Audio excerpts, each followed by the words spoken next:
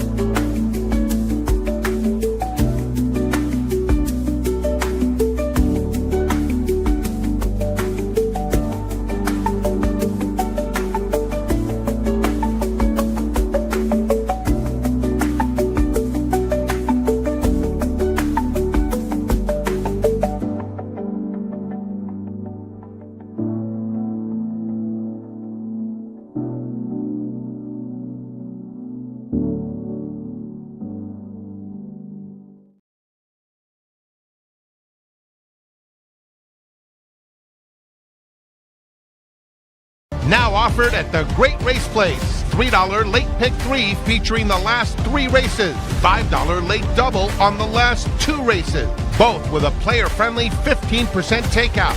Every race day at Santa Anita Park.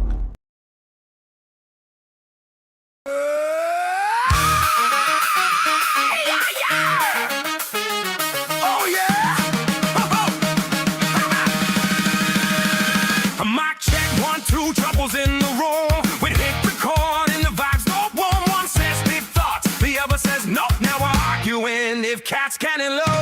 We spill the tea, we spill the wine. Had the stories, it goes in half a mind. We laugh, we cry, we overshare too long. Podcast every now, just double the crutch.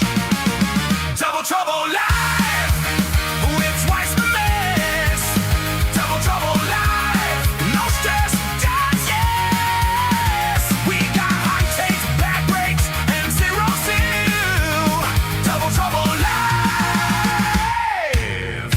At you for the thrill. Oh yeah, Double Trouble Live. DTL Crew, Double Trouble Live, special Saturday Santa Anita Derby Day edition. We are helicoptering, I was going to say jet setters, but I guess we're helicopter setters. Keeneland yesterday, SA today, lots of great racing. What's up, my man? Good day for us yesterday. Bingo square already. Ciaran on mute.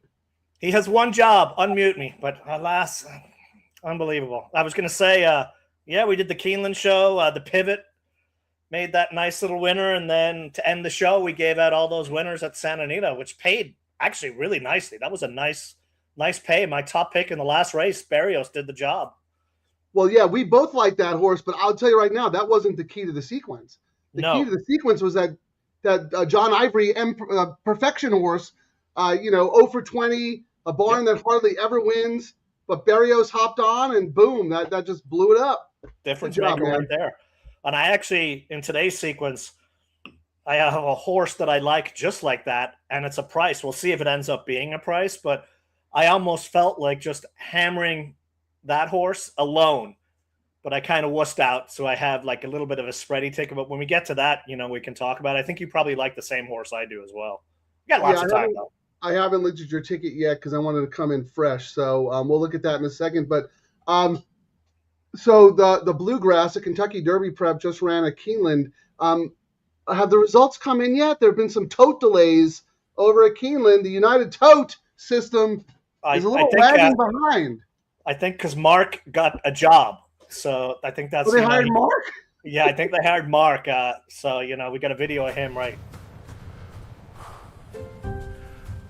Sorry it took so long. Here are the results. I kind of went back and forth with that because the original idea was this one, Frank.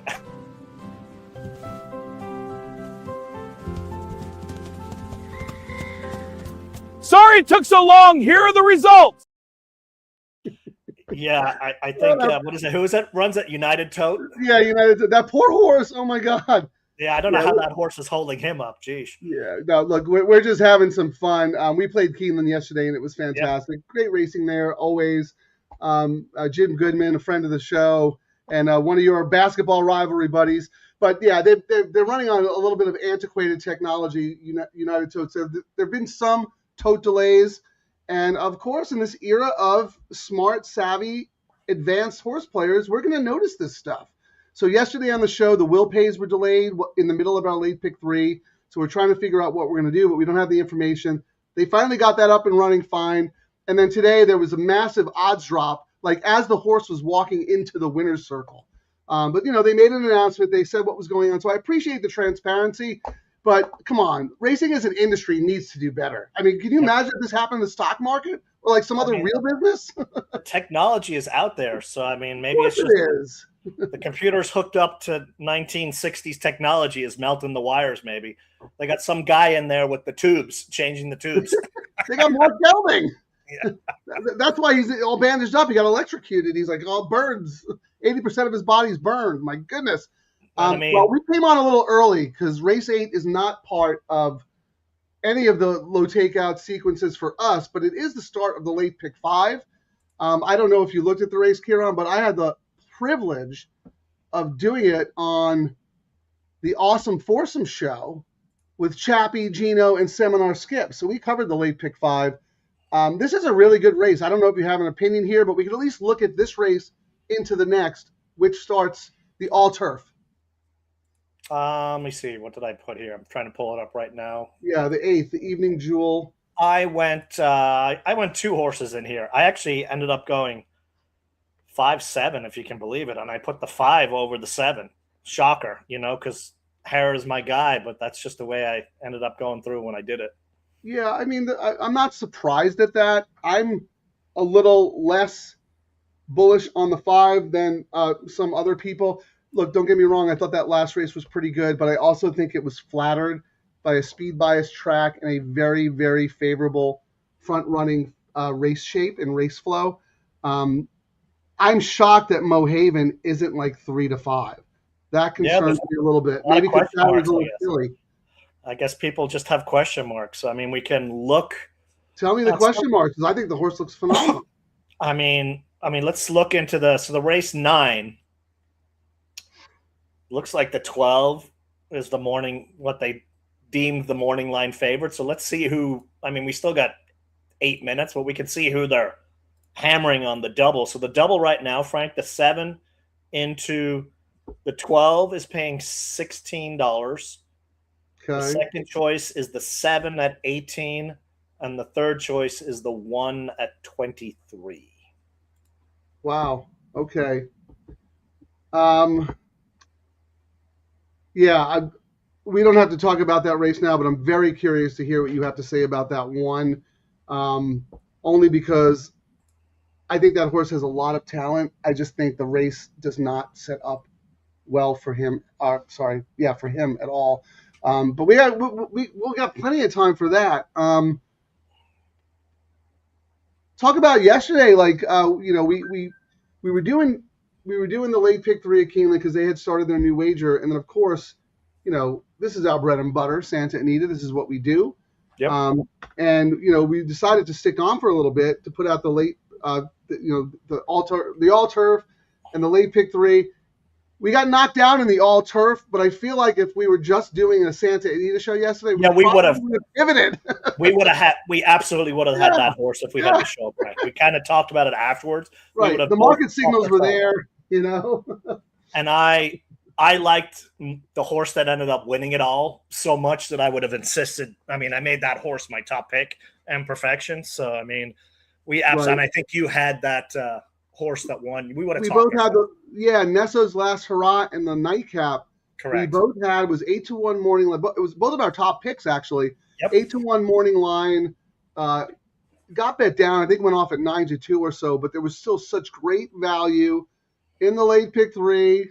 Yeah, that double paid $87.50. So it ended up, for the $25 double, it was like $437. Right.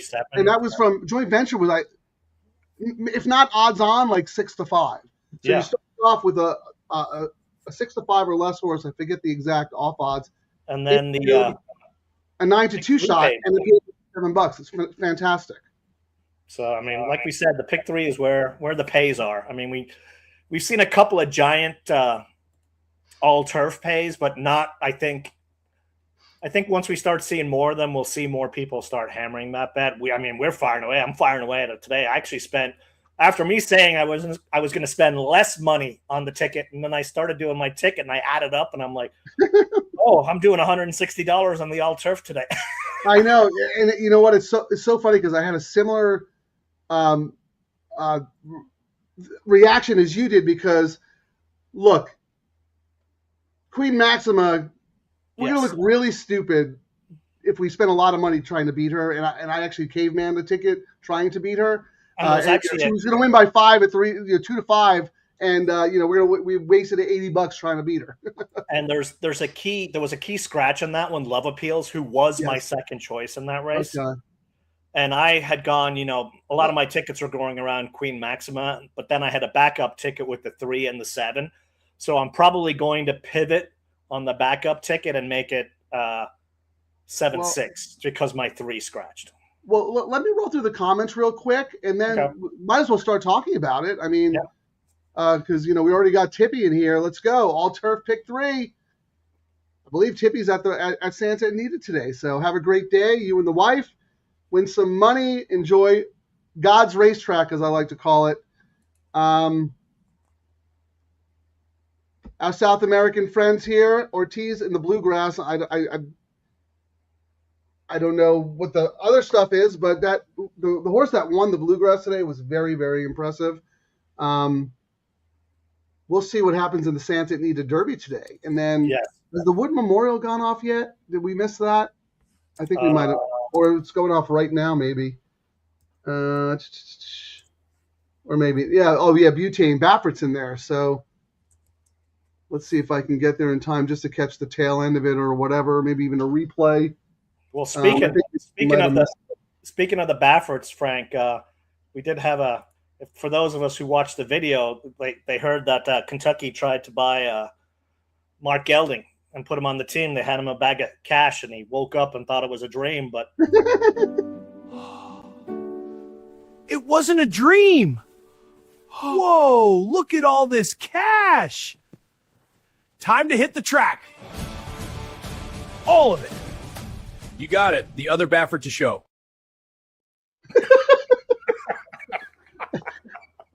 Sorry, Mr. Gelding, but it was the other Baffert who won. Yes. Thank you for your business.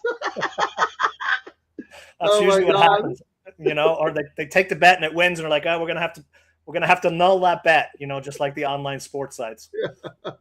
All right, Jaramillo, he's a favorite of the show. He's a favorite in Venezuela. I'm assuming you're from Venezuela, so congrats for the WBC baseball victory.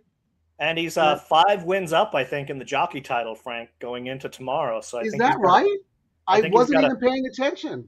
I just decided to look this morning. I was like, oh, we only got 2 days left. So he's up by 5. And that's usually pretty insurmountable, but don't count out JJ. And so the reason I looked is when we get to the tail end of the meet, I kind of like to look and see who's who. And then we might see a lot of musical jockeys, today and tomorrow, perhaps. Yeah, well, if anyone is sitting at home and has a little time, give us a little stat update on where they're both at right now so we can kind of follow along on the show. And, of course, we're going to do our traditional Santa Sunday show right here. Oh, that was Texas Terry, of course. Thank you, Texas Terry. And then SC. Hey, guys, hello from the Women's Final Four in Phoenix. He's taking the show on the road. My man. I was actually just looking back at the races, Frank. Our boy Lee, another long shot winner today, Frank. That guy is absolutely on fire. I think he's at 40% now. He's terrific. He's absolutely terrific. Well, if you're at Phoenix there, I don't know if you're going to be around on Monday, but you should go to Turf Paradise. If you're going to go to Turf Paradise, let us know. We got all the sweet hookups over there. And we've heard nothing but great things about all the upgrades they've made to the track. MKT, thank you. Joint venture went off at 4-5. Right, so you had a 4-5 shot, basically to a 9-2 shot, Ciaran, and you got like $87. Not too shabby. The 7 won the Wood. Yeah, I saw that, like 7 or 11-1 or something like that. We'll go back and recap that. And then, again, Jaramillo. We're like the unofficial Jaramillo fan club. I love it. Yeah, We're going to have to, like, do a video with him we or usually something. jump on pretty early, you know, for these trends, and this was one we jumped on super early. Ciaran, because you're better at the jockey trainer stats and angles than I am. You sniffed out Jaramillo like as soon as he won for O'Neill, and then like the next day they won like 4 races that day or something, and It was like.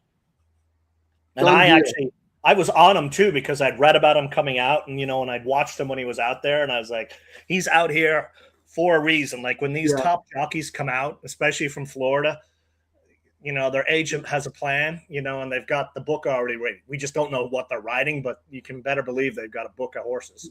Well, you know what? Even though we didn't play this race, we're going to duck away so everyone can enjoy it. They're at the gate.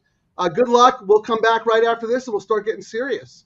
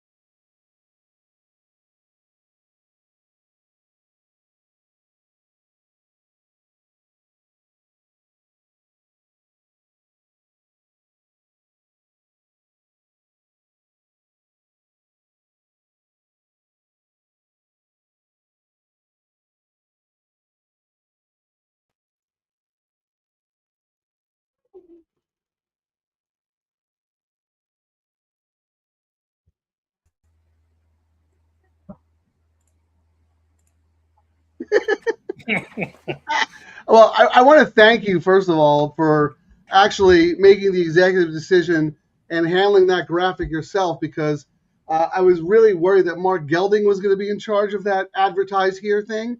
And it would be like advertise with 2 Ds and two Z's and misspelled email address, et cetera, et cetera. But yes, very classy. Advertise here. I was actually just looking at the double probables, Frank, as the race ended, and my horse that I'm all about in this upcoming leg got a lot of money late. Ended up dropping $40, which is interesting. But let's talk about that in a second. But I just want to say, Ciaran, we've been doing the show for a while, and there have been many days where I built my sequences around a horse. Often that I thought they couldn't lose and would take the money and should win, and they were terrible. I didn't think Mohaven could lose. I talked about it on the Pick 5 show, so I have a little Pick 5 started with Mohaven. But why wasn't this horse in our sequence? Because I would have singled this horse 6 ways to Sunday. Well, that's good. We don't want it in the sequence because that would have singled people, and they would have cruise. So I like how they That's true. structured the sequence today. We've said the racing secretary, they're all about the pools. You can't just. I mean, it is about the horses and the horsemen, and getting races, but it's also about the handle, and you got to grow the handle, which means you got to place the races in certain spots. And that was good that it wasn't in anything. I mean, it gave people a free spot on. Actually, it was in the pick 5, but that was it. But at the same time, Ciaran, when you're running second over and over and over again, like that's the kind of horse that you can get your confidence back with, right? No, don't get me wrong. I'm off the Santa Anita Street. We've had a couple of really good shows. I've had some good solo stuff. We've had some good community stuff. You've been pretty consistent day in and day out. But that was the kind of horse that I needed, a month ago to kind of open it up for my long shots, who ended up winning, but I missed on, the obvious one. So anyway, that's just, gambler's lament. But before we, just real quick, and then we'll get serious. Charlie, regular member of the DTL crew, thank you so much for joining us. As always, let's make some money. I like it. That's my catchphrase. That's the Sure Shot catchphrase. I love it. I don't know. I think he's going to go Renegade. That's my I would thought. Think so too, but I'm not sure. I think he's just going to go Renegade. I just have to think that. I mean, I think the owners are already counting their breeding money on Renegade. Well, remember he left. He got off the. Did he get off the Brad Cox horse to go ride Renegade, right? Correct. So I think that's tell you everything, right? Yeah, I mean, I think it's his mount. He's got, what a great position to be in. You know what I mean? It's not a bad spot. But then anything can happen. You could have 2 super mounts and the weather sucks or the horse catches a fever. You just never know, How about Ripoli's bad luck? All his favorites get scratched 2 days before the race. That's just crazy. I'm sorry, what? I was just saying that's just crazy how his horses that happens. I know. It's insane. Gatekeeper, thank you for joining us. I appreciate this because I think Ciaran would agree with me. If there's one little hole in our game, it's probably the pedigree stuff. Yes. So I appreciate comments like this. These Yalpons have stamina, unlike I've seen in decades. That's a strong statement. I prefer the fillies over the colts. This is awesome info. DTL crew, we share. We're a community. We all want to win together. Gatekeeper, keep these kind of comments coming because, Ciaran, we were joking about it yesterday on the show about pedigree. All you know about pedigree is if it has IRE in it. That's it. But the other thing, too, is, and I've talked about it, I think the Japanese are going to own horse racing. I think we'll start seeing it this year or next.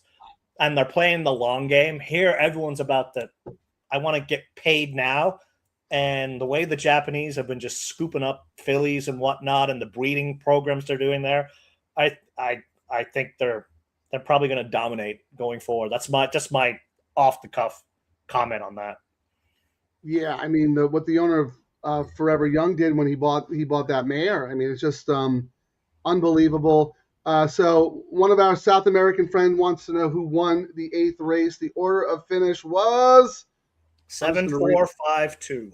There you go. So if someone could put that in the chat, please, for our friends who don't have access to a feed. And then one more comment here on Mike Will. Let's pivot together. Let's make some money.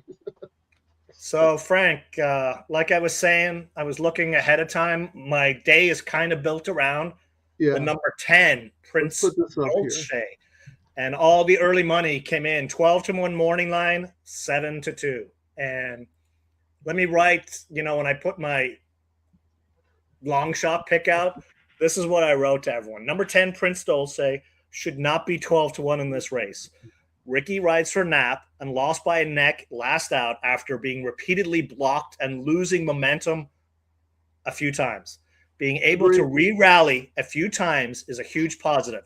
The horse then came flying late when clear. No way this horse will be 12-1. I think 5-1 or less. And if that is the price, I'm betting win money on the nose and for sure using an exotics. But here he is a 72 under even. Well, that might drift a little bit, Ciaran. I agree with you. I think the 12-1 was not even in the ballpark.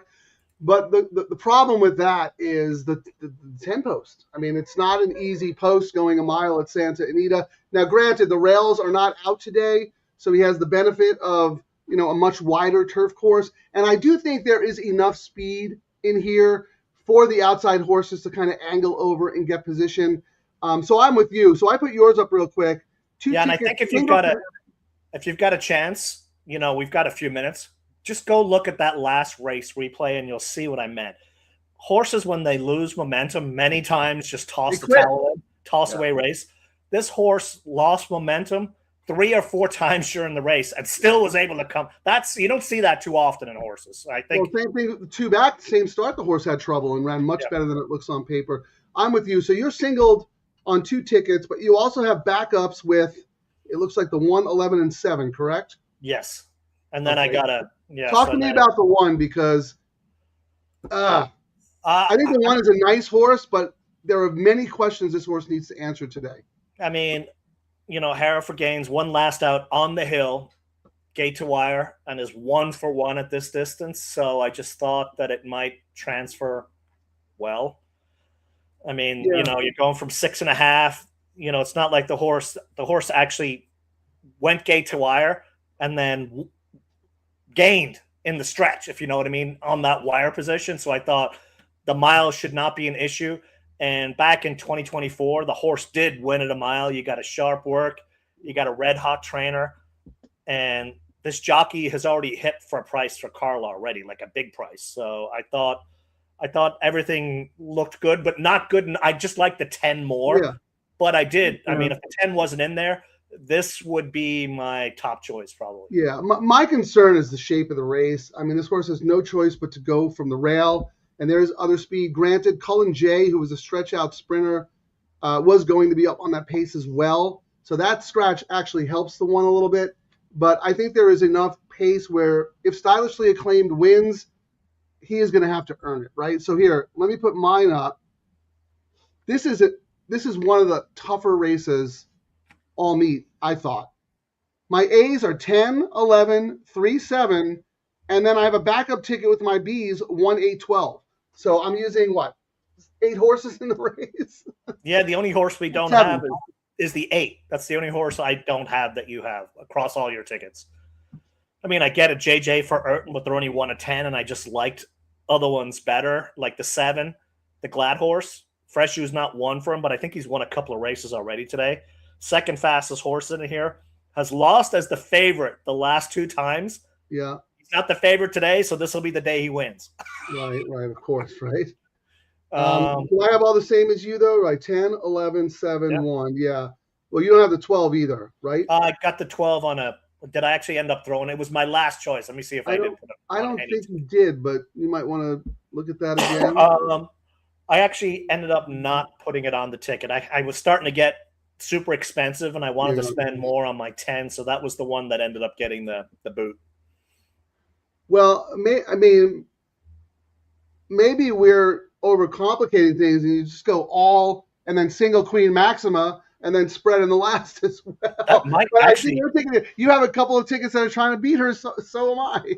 Yeah, I mean, but I think I mean, there was a scratch in that race. I mean, what did I write here? But we tried to beat Queen Maxima last time, but we used her, and we said if she wins on the 1 hole, she really is class, and she just gets the 1 hole again. It's 3 or 4 on the hill. And my notes on Queen Maxima, Frank, even though I do have a horse, I was trying to kind of beat it just to make it the bet pay more. Impressive win last out. This horse should win when the gates open.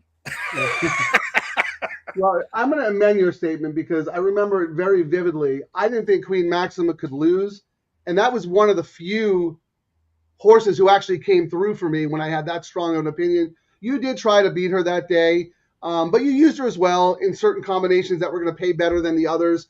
And that was the inside post. Right. And after that, we went, okay, we can't auto toss. That's the second time there's, one. Like we've seen a few times now where really classy horses have won on the 1 spot on the hill. So it's not an auto toss like it used to be, especially when we don't have a big field. Agreed. So who are you using when you're not using her? The 3 and the 7? Well, the 3 scratched. I thought the distance, a scratch, why even go into what I was thinking there? And then I thought the 7 was interesting. Smith on the shipper from Gulfstream. And then my notes were never discount Smith on the hill on the outside. On the outside I'm with you. I like that horse a little bit too. I mean, I didn't play in the, the big contest at Santa Anita, but a couple of years ago was Smith on the Hill about this time when I only had, I think I had $150 left, Frank, and started my Smith. That story when you introduced me the night before, Yeah. and turned that $150 into 15K on doubles, starting with a long shot one, and it was on Derby Day. So don't discount Smith, especially on the outside. Even with a really good horse in here, you never know what could happen on the hill. Never. Yeah, I'm with you, Ciaran. So my A's in this leg, I have the 1, 6, and 7. So I like the 6 and the 7 as alternatives to the 1. But then I came back and I also wanted to use my B's just single to Queen Maxima. In case one of my A's doesn't win, I can have a B win and then be alive to a very likely winner in the middle leg. And then I said my pivot, because my 3 scratched. I did my bet earlier. Right. So my pivot now, I'm not going to go cancel tickets. I'll just get my refund. So my pivot is I'm just going to go 10 with 6 with all the other horses, 1, 11, 2, 4, 3, 7, 9. So it's going to cost me right here $12 for the pivot. It's essentially the refund of my 3 getting scratched out of that race. Right. You're just going to put the 6 in instead. Yes. $21, I guess. Yeah. What are your notes on the 6? The 6 I wrote. Fresh year for Neil, sharp work. I just thought, I ended up discounting it and upgrading number 3 because that's the one that Hera hopped on. Right. And, but his horse got scratched. Freshu's, gotten a lot of rides for O'Neill, but it's not been a lot of winners. But he used to be his guy back in the day. So, yeah, my angle with this was you go back to the Las Ciennegas. Princess Moche was coming off a layoff and ran pretty darn good up against Queen Maxima. And I mean, Queen Maxima, she won. It's only a half length, it says, but she won. She could have made it more if she wanted to. But I thought Moche ran really well that day, and then she came back and franked that form with a 2-turn win in the grade 3 megahertz. Right? I'm willing to forgive that last race. It was a flop. I don't think she was comfortable, and you know what? Everybody's entitled to a bad day. I'm just going to draw a line through it. Drawn well. Let's say Maxima breaks slowly or gets a little bit of trouble or whatever. Love the outside horses down the hill because they can just race in the clear. They don't have to worry about, all the nonsense. And, if the 6 or 7 win, Ciaran, it's like... Yeah, it's gonna really change things up. And I mean, Freshu, while we talk a lot about O'Neill, Freshu is now 2 of 8 and for a profit. Like when Freshu has been winning, on the horses that he's won for O'Neill, It's been prices, just like it is right here. And then outside we don't have a full field, but outside on the hill, you can't... You always got to look. You never know. I mean, look what happened to Freshu on that horse, which put us off the rail on the hill. Yeah, Amber Hall. Into the rail. You just don't know what's going to happen. It's a difficult the horse was spot. like 3 to 5, couldn't lose. 20 steps out of the gate, slams into the rail. Freshu breaks his toe. He has to pull up the horse. So yeah, a lot of nothing good can come from the rail break. But when you like you said, Ciaran, class will prevail.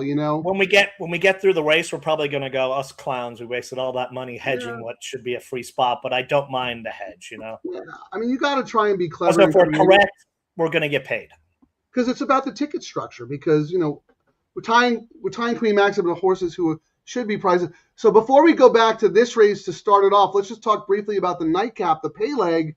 You're using the 1, 11, 2, 4, 3, 7, 9. Yes, I very spready. I'm tight on, as you can see, on a couple of tickets. I'm all about the 111. My 10 into 111. My other price horses in here to the 111.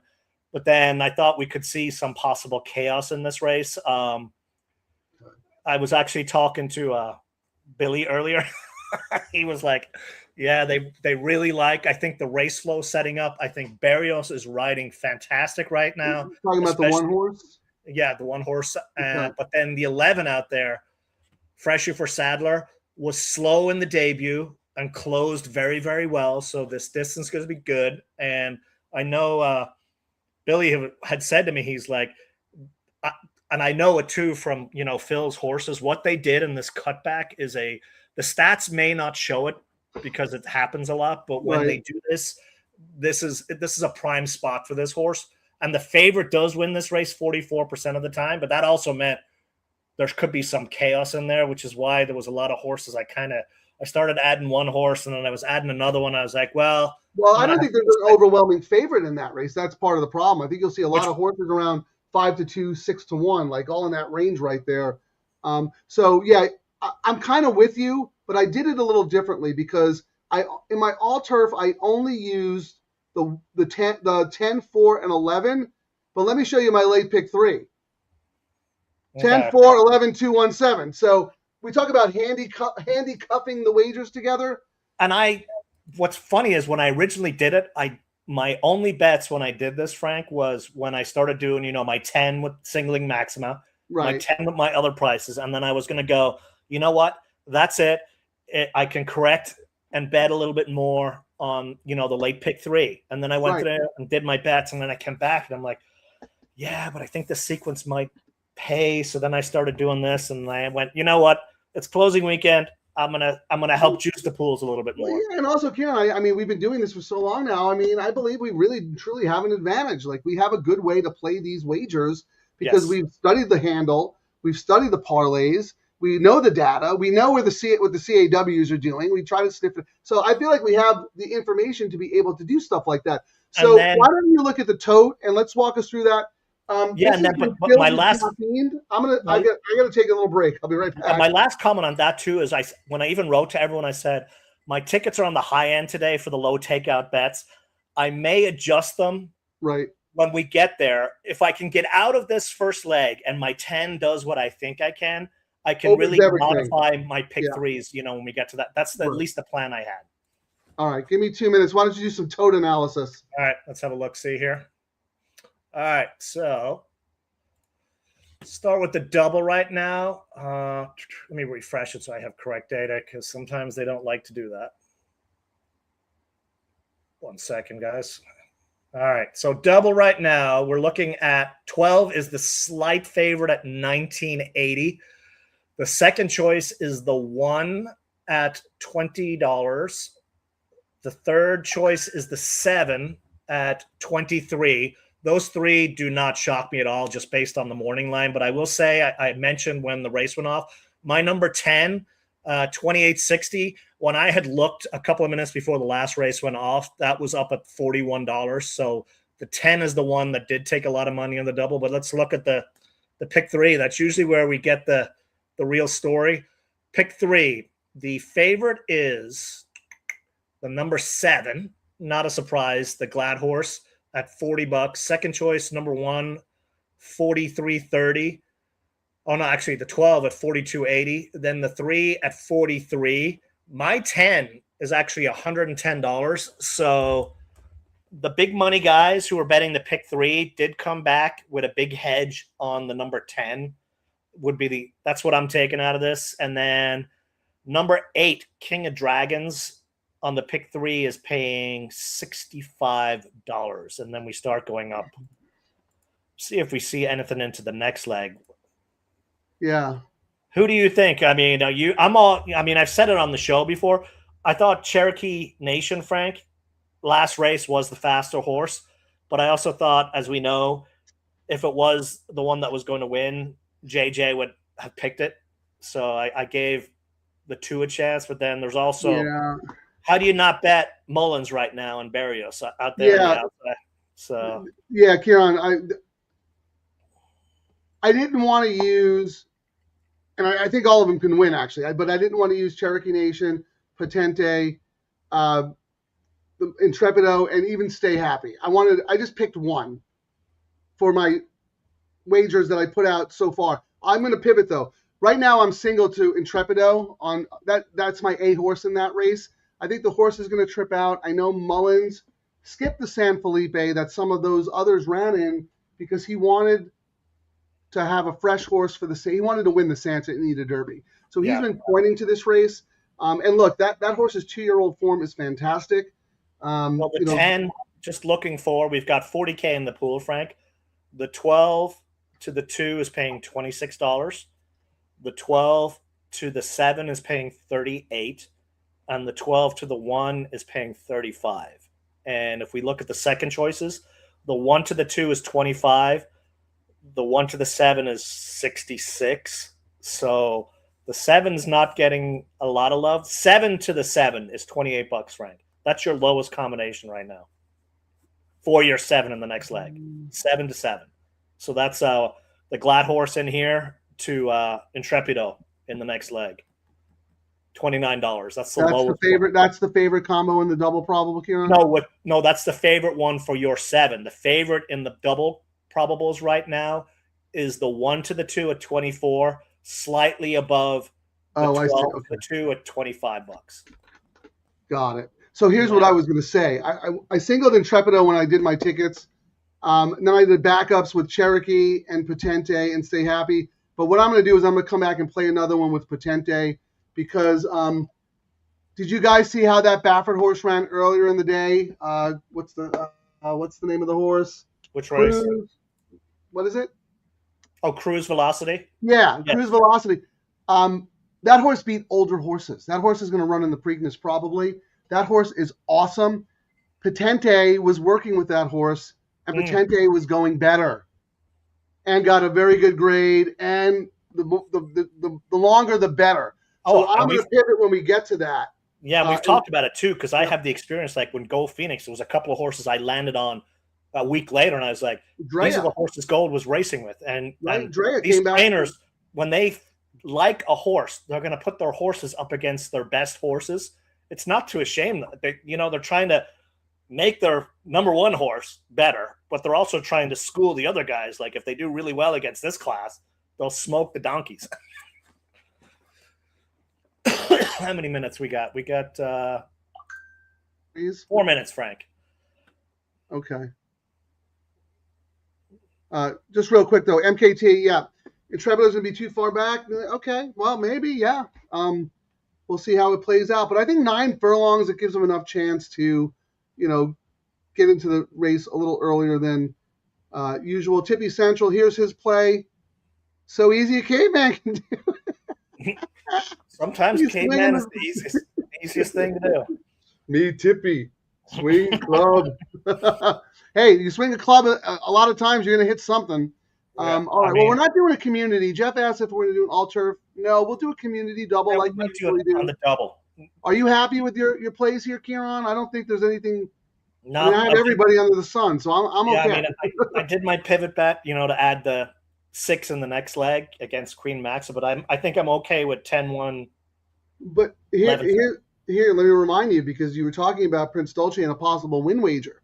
I have the thing lined up here, so we're at 6-1. We got 3 minutes to go, so. That's the good old school action before the CAWs, right? The horse opens pretty short and then just drifts. Goes up so that people forget about it, and then. And then it takes a little bit of a hit, comes down a little bit, and then starts to drift again, and then boom. Yeah. We don't see that very often anymore with the way. But at Santa Anita, you could because of the 2-minute cutoff, right? Yeah. And we're almost at 2 minutes here, so. I'm looking to do a $20 win with my number 10 here. And I'm thinking I will do a possible trifecta where I'm doing my 10 over the other horses I like in here, which is the 1, the 7, and the 11. Look at the Jaramillo fans are Robusta, right? Jaramillo stuck with Robusta instead of Cherokee Nation, right? I have that. I have Robusto on my ticket, Frank. If you look, I can't see it. I really can't see it, but I've been wrong before, Ciaran. I was just like, what did I write here? I'll put your pick 3 up right here so you can see it. The other O'Neill and Hara is here, must use. So that's why you'll see on my ticket. I've got. I went a little bit. O'Neill. What are you talking about? Huh? The other O'Neill? Oh, is that? What did I write? No, Robusta is the O'Neill. Vitruvian Man is the other O'Neill. You don't like Vitruvian I think Man. I just have a habit of saying the other O'Neill whenever I say Hara O'Neill. Oh, okay. Because you scared me there for a second. Because I was I don't give Vitruvian Man a shot at all. No. Okay.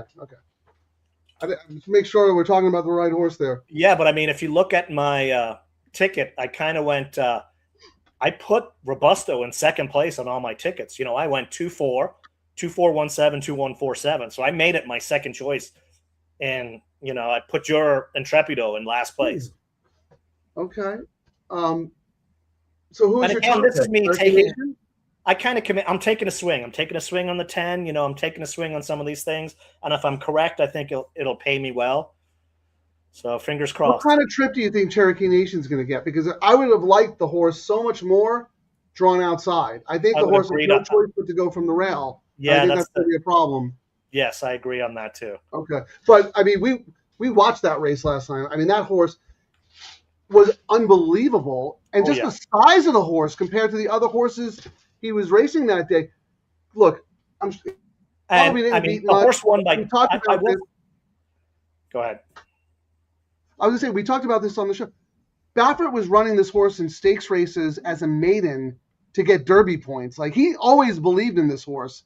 It didn't work out, but finally the horse runs against maidens and crushes. So I'm sorry. Go ahead. That was the point I was trying to make. Well, I was going to say that he won by 10 under Jaramillo. I mean, I know he's going to give it to Giroux, but maybe there's times where he lets No, Jaramillo chose. He had the so choice. that's why I ended up upgrading the 4 is because he, you know what I mean. He went with his guy, which I get as well. But They asked Baffert, and he was if there was a disappointed. hall pass that he was going to get, it would be for a Baffert horse, and he still decided to stay there. You know. Yeah, I don't know the behind the scenes, but someone did an interview with Baffert and asked about that, and he said he was kind of disappointed that Jaramillo didn't stick with his horse. Well, that says a lot right there. Yeah, it really does. But then again, you know, O'Neill was the first guy to really back Jaramillo and got him on board, and now, like you said, he's almost leading rider. So, you know, we don't know the machinations that go on behind the scenes and the jockey agents and all that stuff. I also think Jaramillo's jockey agent is Tom. No, he's probably one of the best handicappers there is. We've talked about it many times. Right, but I think him and O'Neill are good friends. That's the thing. So yeah, that plays into it as well, right? All right, they're at the gate. Right. What's the best case scenario for us? I guess Prince Dolce, 10. right? 10. Yeah. 10, 10, 10. Yeah, because you have win money and I have the horse on a bunch of tickets. So, all right, let's go 10. Good luck, DTL crew. We'll be back after the race. Advertise here.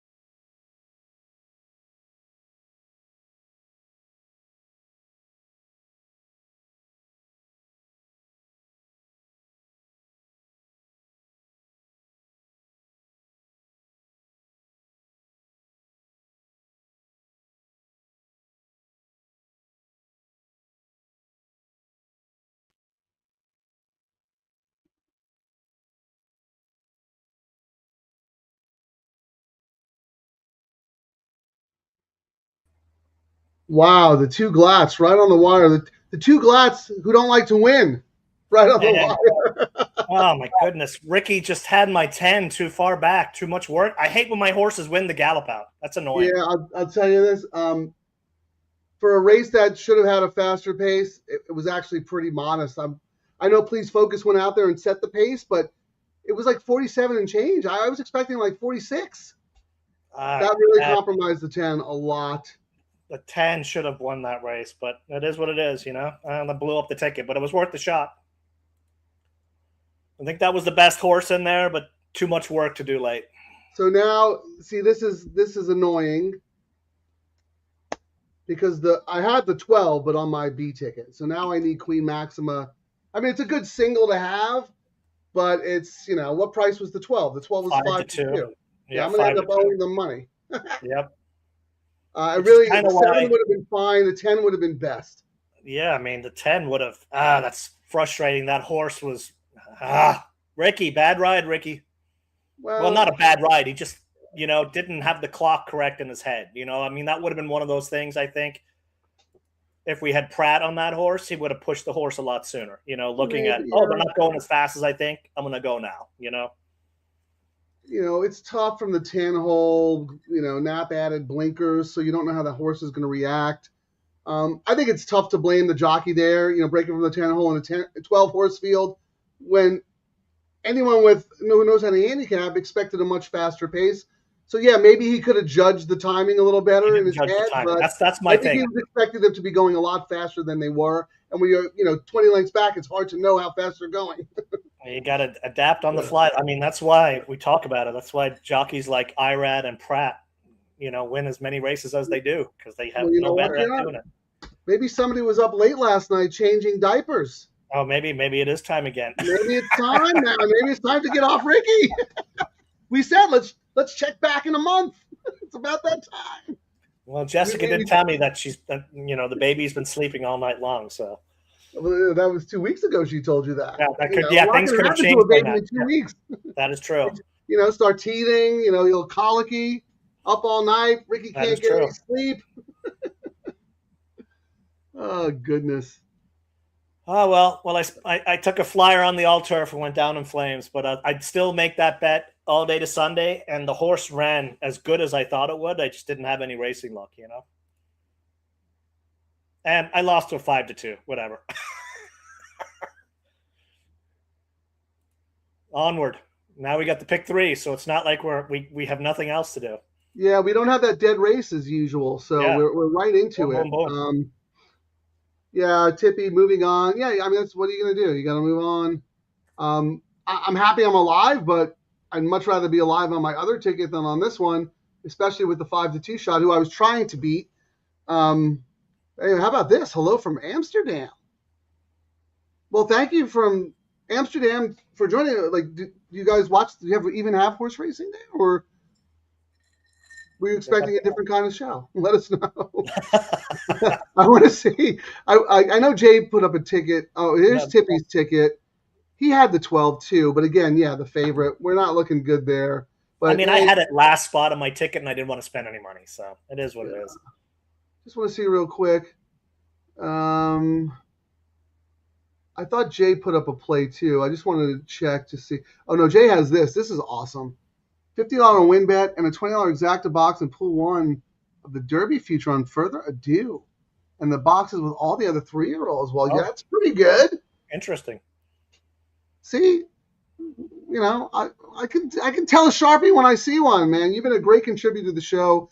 We wish you all the luck. I thought maybe you didn't. Maybe that's what I was thinking about. But anyway, Frank, we're going to have Ciaran. Let's move on. We're going to have George to come in the room so he can translate all these posts from our South American viewers now. Look at this. You know how the Hoff was big in Germany? We're big in Venezuela. And you know why? Because we love Aramillo. Yep. We love him. We talk about him. Ciaran was on him from the jump. He wins a lot of races. He's one of our go-to jockeys. So thanks for joining us. We really appreciate it. All right, I'm going to put up your pick 3 first. Yeah, I'm looking at the Will pays. I'm going to start with the pick 3, Frank. The 2 is paying $21. Second choice is the 1 at 34. Your horse got no love on the pick 3, Frank. $55. The Intrepido? Yeah. On the double, number 2 is dominant at 24. Number 1 at 45, and your horse is 58. Zero hedging, you know what I mean? They're all about the first Baffert and giving, the speed of Cherokee, a nod. But they've kind of tossed Intrepido. I'm not going to change my bet because in order to make any money, we probably need Intrepido to win this race. Yeah, well, yeah, that's true. Or the 4. I mean, I do have the 4. So actually, let me look at the 4. My 4 on the double, Frank, $106. I mean, he's the 5th choice out of 7. On the pick 3, 132. Yeah, he's the ugly redheaded stepchild in the corner. Yes. Yeah, it's going to be I'm having a hard time seeing that horse wire this field, and I think that's really the only chance that horse has. But that horse did run a much improved race last time, and Potente had to work yes to run down Robusta. So, and O'Neill's, I mean, he's won 2 Kentucky Derbies, so he knows what he's doing, And I mean, the fact that Hera left a Baffert horse, I mean, we did talk about it. You're going to stick with your guy. But if Robusta did not have a chance, you got to think that O'Neill would have said, dude, go with the Baffert, And he's on this horse. That's all I'm saying. That's why I put it in second spot. I think JJ always has the best of the Bafferts. So that's why I gave the edge to the 2. But I thought 4, big chance just because of the movement of Hera to the O'Neill. Simple as that. I'm just looking what I have because I do want to pivot here. 1, 2, 5 with 1 with 10, 4, 11. With 1. Okay, so I have that. What I want to do, Ciaran, let me just explain my thinking here. Look, if it's Potente, Queen Maxima, I'm not looking at much, but I do like a 15-1 shot in the last leg. Can we talk about that for a second? Do you have any notes on the 10 in the last leg 15-1? Blacker for Giroux for Blacker. The 10. Daring Pursuit. Oh wait, I'm looking at Sunday. Hang on. The 10, Daring Pursuit. Yeah. They take little kid pictures on the number 10. No. You got a nope? Yeah, I do have a nope. Oh, I love when you got a nope on my horses. Barrios rode last and left for the fill horse. That's it. Okay.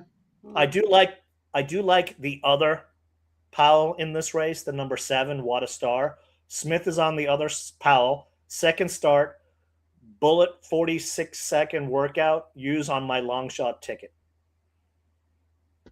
And I mean, the other horse on my long shot ticket is the 9, Peppermint Dash, Hera for Baltus. And the first time starter. Yeah, and the 3, Looking for a Diamond, the 3rd Powell in this race. And Victor's riding a debut horse for Powell. I mean, Powell's stats on this, Frank, I mean, I had to look twice, are horrendous. Like, he's 0 for 28, debut turf, 1 for 47. Shocking, right? Yeah. Which is shocking. 1 for 47 first timers, which was like, wow. But then I went, but Victor's here. Might be out for a run, but I was like, long shot ticket. So I'm adding another late pick 3 here.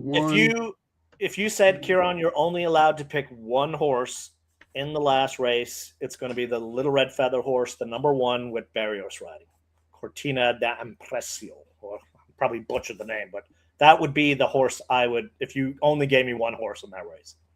Yeah, I mean, he's going to have to work out a trip from the rail in a big full field. That's going to be difficult, but I mean, I have that horse as well. It's just a wide open race. I mean, I think you can go make a case for 10. Here's my pivot. 1, 2, 5, 7 to start here. 1, 6, 7 to the 10. So if I can somehow beat a favorite in the first leg or Queen Maxima, whatever, because the 10 in the nightcap is 15-1 on the morning line. I want to get alive to that horse. And I can come back in doubles and whatnot. I have other coverage on my original late pick 3, which is right here. But, I mean, I think that's a pretty good bet. What's Potente? Yeah, 6-5. Wow. What do you all think, DTL Crew? I mean, this is a Yeah, because I just canceled my original pick 3 ticket because I had the scratch, but my ticket that's got the 3-7 on it, Frank, I'm just going to change it to 6-7. So I'm going 1, 2, 4, 7 with 6-7. I'm probably tossing money away on this ticket with 1-11, but yeah, I'm going to go 1-11. I really should do 1 because I keep saying like that's the horse. I think I know you don't like the inside post for that, the little red feather horse there, Frank, but I've mentioned it on the show before. I think the 1 spot is excellent because it's an Irish horse, and we've talked about it, especially, like Go Phoenix and whatnot, and I've owned enough Irish turfers with these guys over the years to know it.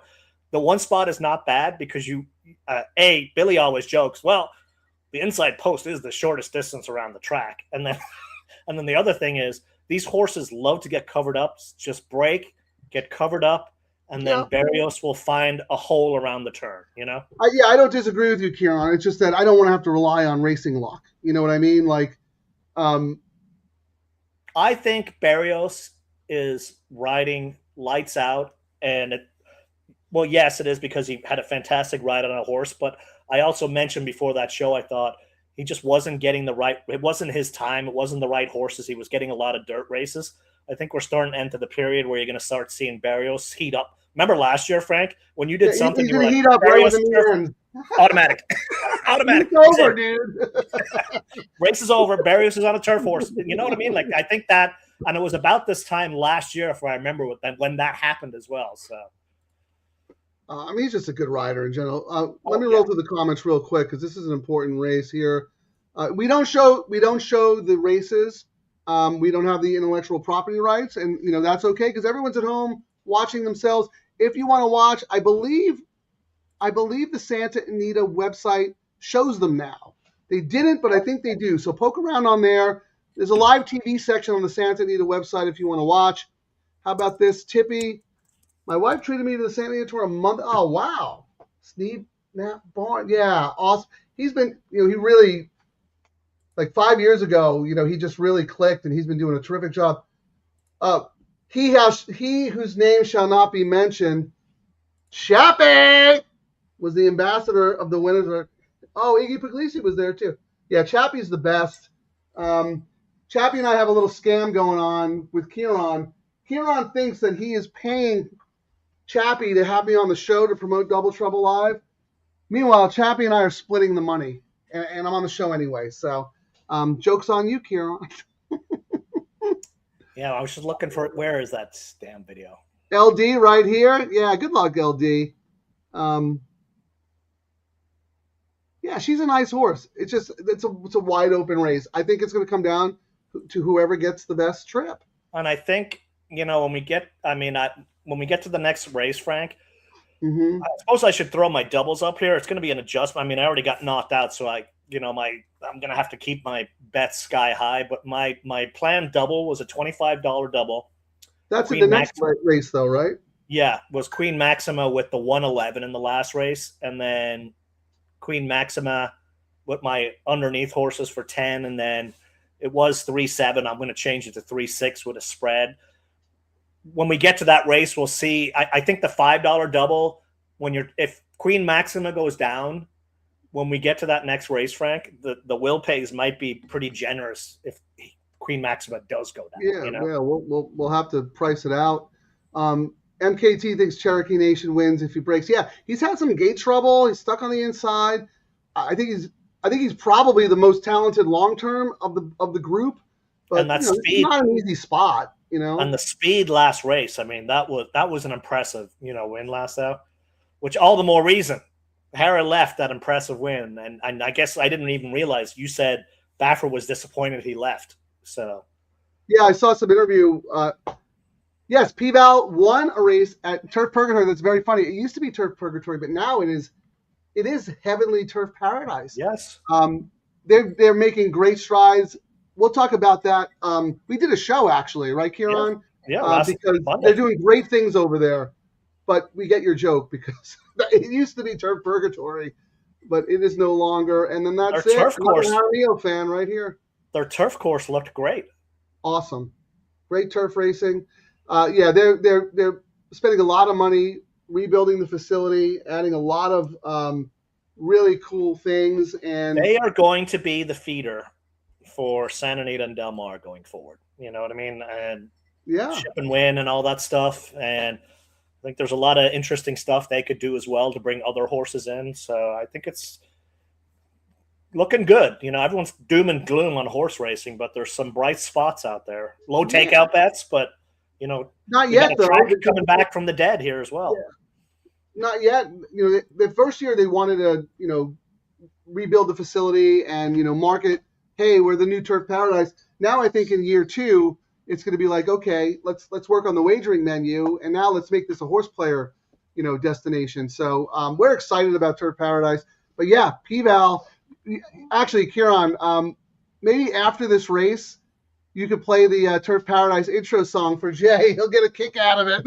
Oh, I should let me find it right now. Yeah, but we'll wait till after this race because we don't want to miss anything. But get it teed up because it's hysterical. All right, let me find it here. But I also want to talk about your pick 3 because I'm just going to put mine up, singling the 7 right here, and then I have backups at the 1, 2, 5. But I also did this pivot here because I want to get alive to the 10 horse in the last leg because the 10 horse is 15-1, and I think even if the favorites do win, I'll have some value there. So I want that a little bit of an extra. And I was just looking forward into the next leg, Frank. So the 2 into the 1, $8. Oh, is that for $2? No, $2. 2 into the 1 is $6. 1 into the 1 is $8. 7 into the 1 is $14, and then the next lowest, if we're trying to find some sneaky money, is the 5 into the 1 at 29, and the 4 into the 1 at 33. Everything else just starts getting, you know, crazy. Well, no. What about? Is there anyone else taking money besides the 1 in the next leg? I think that's what we should be looking at as well, in addition to what we just went through. In other words, it's like is the 7 taking money? The 6 in the next leg is paying $47 for the 1, $47 for the 2, $67 for the 7. That's Moche? Yes. Moche? Okay. So she's going to be second choice? She will be. Yeah. Yes, I think so. Let me look again. But like big second choice. I mean. Yeah, high price second choice. Maxim is going to be 2 to 5 probably, right? 3 to 5. Yeah, I mean, I'm just looking about the lowest pays out there are with the 6 in the so the 6 is looking like it's going to be the second favorite in the next race, Frank. 2 to the 6 is paying 49. 1 to the 6 is paying 51. Eduardo wants to know how we can help him win the Santa Anita Derby, but I have a feeling he's a Jaramillo fan because everyone in here is Robusta. Robusta. Bad news for you guys. I don't like Robusta, but the good news is Ciaran does. So I'll let Ciaran talk about Robusta. I mean, we've beat this. No, you got to do it in Spanish, Ciaran. Mucho cerveza. Me drunko. Jaramillo. Now, we have talked about this, and no matter what, I think the most telling thing is what Ciaran and I said, Jaramillo sticks with this horse. Could be riding Cherokee Nation for Bob Baffert, a horse who has all the makings of a potential Derby, certainly a Derby contender. He rode that horse to a 10-length victory last time against Maidens and moved. And yeah, and this is kind of a do or die race for Cherokee Nation because he has no points, right? He's a maiden breaker. The other thing this is a business. This is a $500,000 race. First place is paying $300K. The jockey's cut, before his expenses is $30,000, and you got Jaramillo leaving the sure paycheck to ride for his guy. There's got to be some assurances that this horse is good. I leave it at that. Yeah. And I think, we heard the news about Bob moving some of his string to Kentucky and then probably Oakland. That's true too. And people were crying about it. But you and I were both saying, I actually think it's going to be very good for these races out here because many times a lot of these ownership groups are just like, I'm not going up against Patente and Cherokee Nation. I'm bailing. I mean, we only see one Baffert going forward. I think we're going to see fuller fields in these types of races. Ciaran, that is an excellent point. So from a long-term business perspective, I think it's good. Jaramillo could get on all of O'Neill's great horses. He might only get on a few of Baffert's because most of them are probably going to be in Kentucky. So that's actually an excellent point. This is a long-term business thought, maybe. And then, I mean, I can't tell you the amount of times I've been standing in the, when we do the parade circle at Del Mar, and then you hang around and watch the races there, but then you hear all the ownership groups talking with each other, and they're like, why didn't you bring your horse into this race? And it's like, two Bafferts. Why would I? Right, exactly. We're not going to see that. I think we're going to see fuller fields. It does sound counterintuitive because everyone wants to talk smack, but I think it'll actually be positive, and then Bob's going to go all over the country and win all over the place. We'll see some of them come back, but I think it'll actually help racing. Yeah, that was both about first knee-jerk reaction. Everyone was like, "Oh my God, this is the death of California racing." We're like, "No, that's great." And then I watched on X, and I'm like, everyone's just like, "It's the end of racing," like we've been hearing for 20 years. I'm like, wow, you guys really just like the joke I was saying yesterday. The tracks could come out and say beers are $5 tomorrow, and there'll be 50 people going, "Why aren't they 4? Why aren't they 3?" I know there's one guy online who complains about the low takeout wagers. Why is your low takeout not 10%? That's the hill he's willing to die on. I'm like, dude, look at Parks. You could have a field day with them. You could just have a field day doing Parks commentary. Leave us alone. You know who's going to kill Parks, even though they've got their casino money? I think Turf Paradise has everything to steal so much business, the Monday through Thursday cards there, especially. They should own the weekday signal. Yes. Own it. Absolutely. Real quick, though, before, we got about 3 minutes. Charlie, thank you for joining us. Super sharp player, member of the DTL crew. Workouts on the 5, So Happy, phenomenal. I actually really liked the 5, So Happy last time in the San Felipe, and I thought that was a little bit of a disappointing race. I think the horse can run better, but my question is, I think 9 furlongs might be a little bit out of his range. What are your notes on the 5, So Happy, Ciaran? So Happy. Let's see. Yeah, I mean, Run Happy was a phenomenal sprinter for Smith are 33%, but the trainer is 0 for 8 second-time routing. Really? Yeah. You have second-time routing stats. That's pretty cool. I mean, they throw – I mean, you could dive in as deep as you want. That's just one of the Brisnet ones, and it's a horrible return. Like, you know how we talk about the ROI, 0.00 is you're dead on, if it's positive. If you bet $2 on Glatt second time routing, you lose $2. No, there's I mean that's that makes sense. If it's not his thing. It's not his thing, yeah. Yeah, what's going to be different from this race to the 2 horses who just beat him pretty easily? I probably talked him onto the win, and I think you have So Happy, right? Let me see what the I have So Happy, on a backup ticket. 5 into 1 is paying $34. I'm going to be damned if I'm going to lose to a crazy horse and not have it in here, so I'm going to make sure it doesn't win by doing a $5 double. So LD says the Sam Houston boys are liking the Houston horse, number 2, Houston, Texas ownership. Oh, so, okay, that's Speedway Stables. Yeah, I mean, Patente is a very nice horse. He's the favorite. He's got Baffert. And probably JJ, the most likely winner.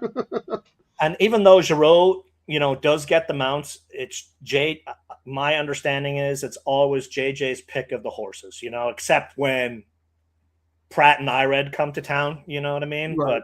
But this is he's here. Other than these other race days, if Pratt was here, he may get the ride. But I'm gonna steal your thunder for a second because I'm looking at my racing form.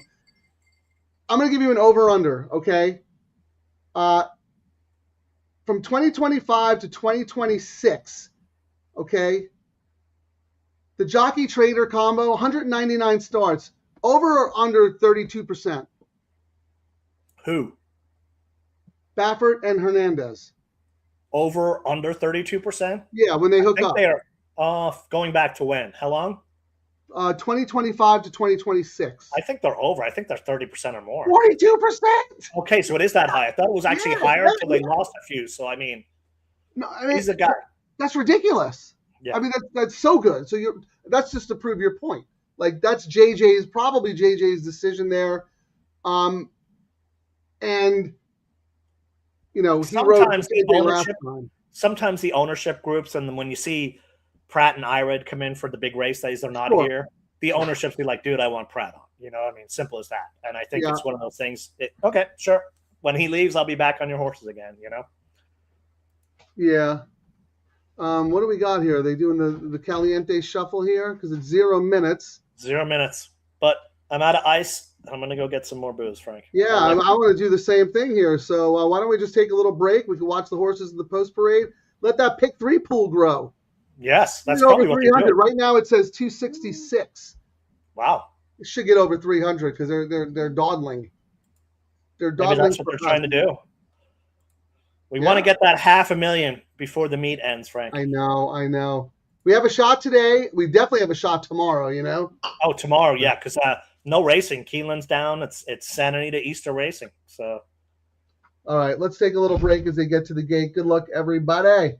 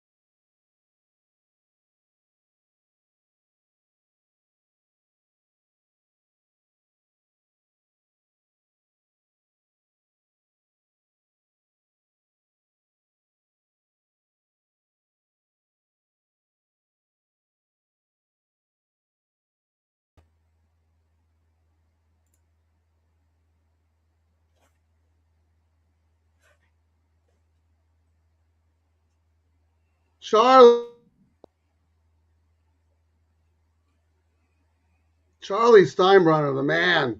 yep. That's So what I happy. needed from him last time. But, I mean, we pivoted. We're all good.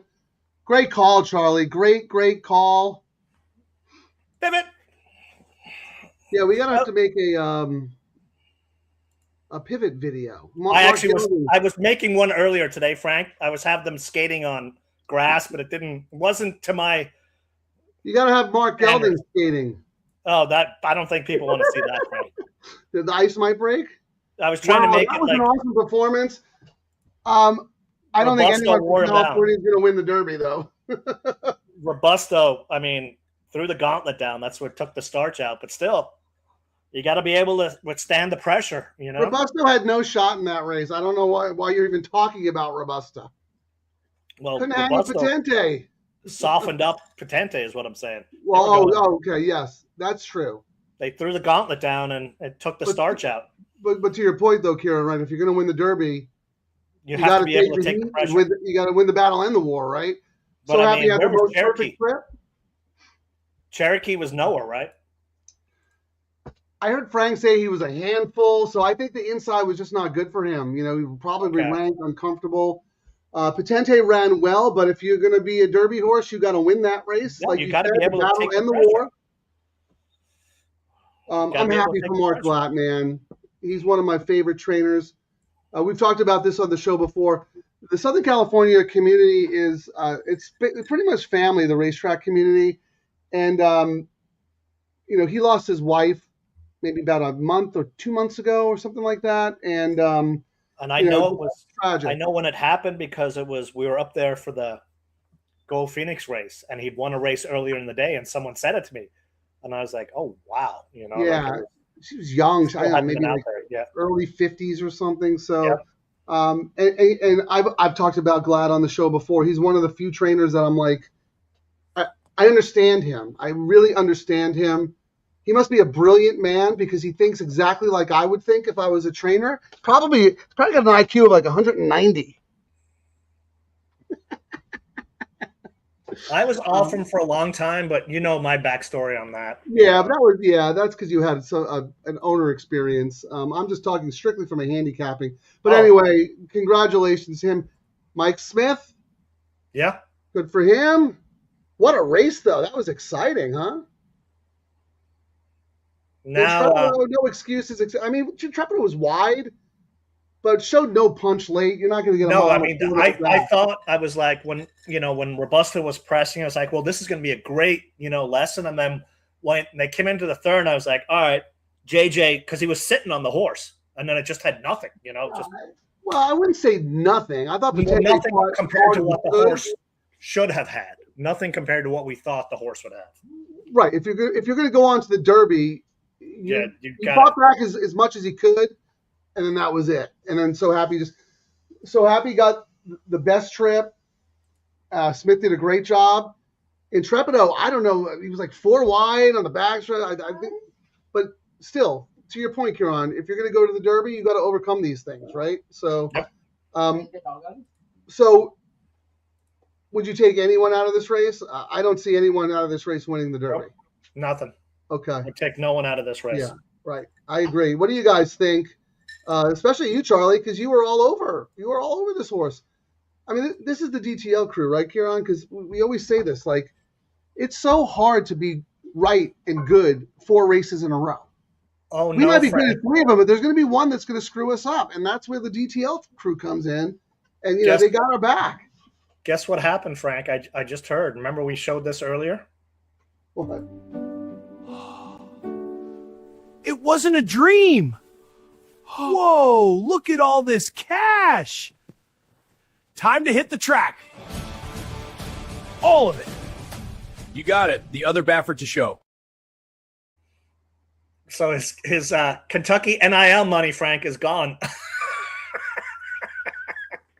He bet it on Cherokee.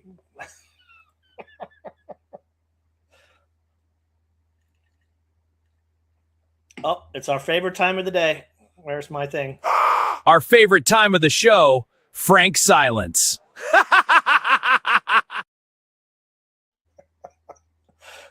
Frank's every time you play a video, and then it automatically mutes my mic. That's just how StreamYard is set up. But I was going to say, so he bet it all on Cherokee Nation, the other Baffert. Yeah, so his Kentucky NIL money, gone. He's going to be begging for a raise tomorrow, Frank. I don't know what we're going to do. Well, he's probably trying to borrow money right now. He's going to head down to the dungeon for the late pick 4 at Los Al. All right, Frank. Go So ahead.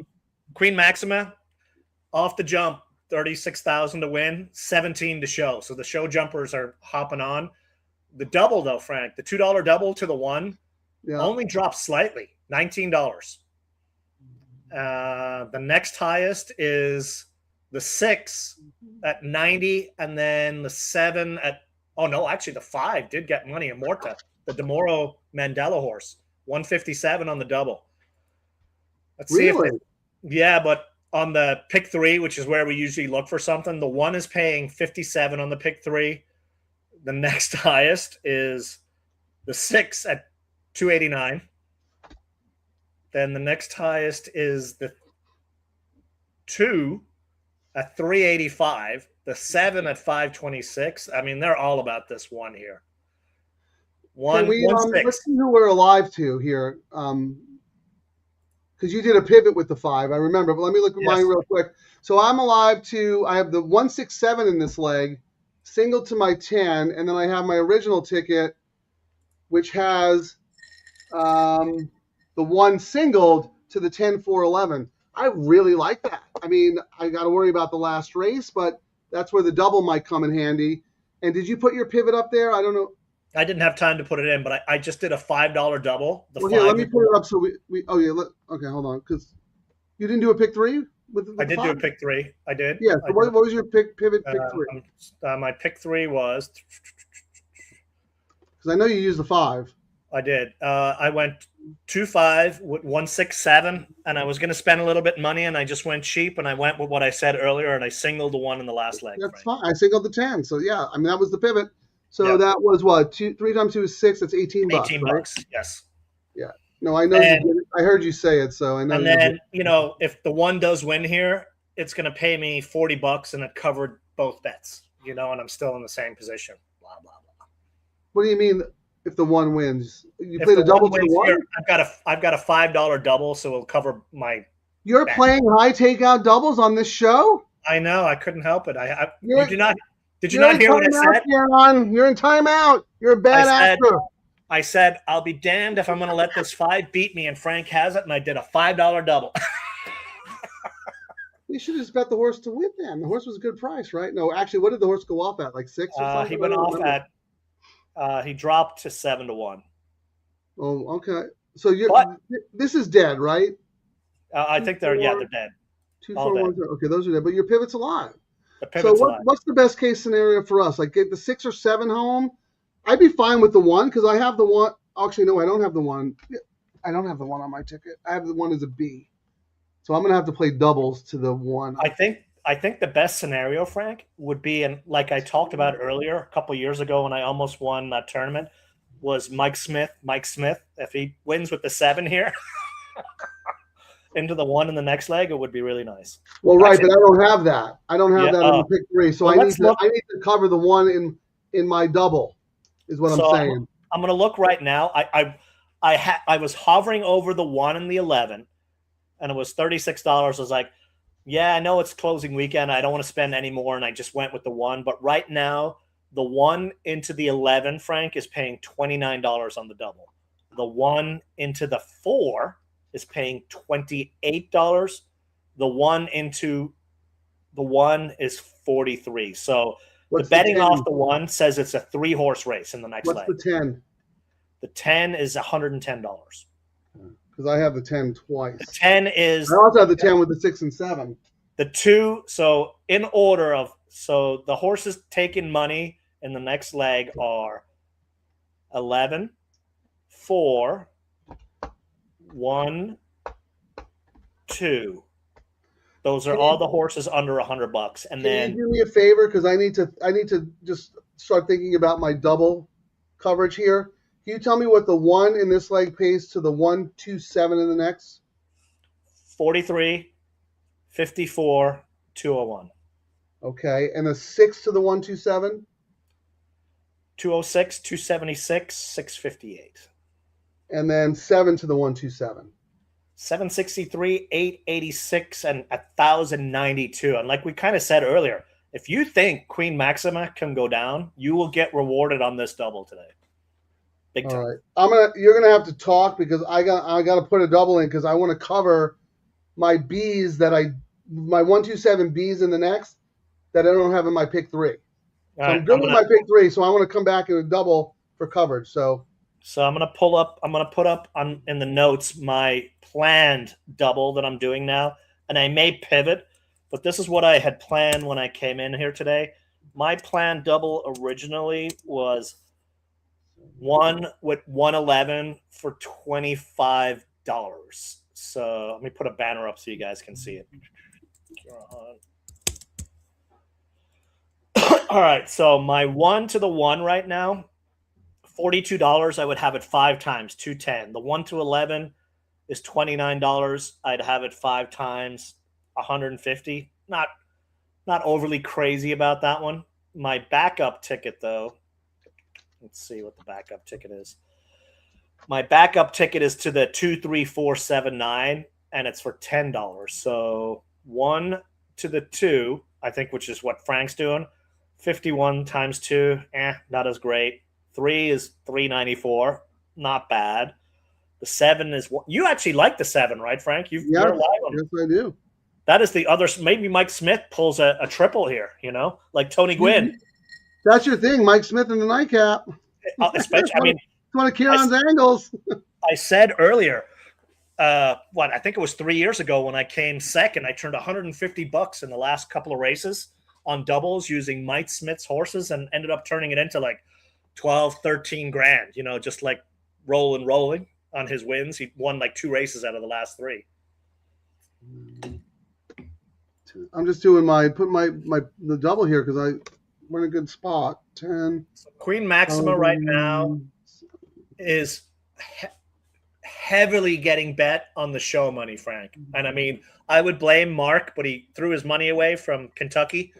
Yeah. On the other Baffert, but we got $48K to win on the 1. We've got $30K to show on the 1. So they're taking a. I love the idea of Mark Gelding affecting the negative show pool because of his money. Oh my God. I mean, I read something today that Kentucky is projected to have the number 1 NIL budget next year at $23 million. Just to give you an idea, San Diego State, $4 to $6 million.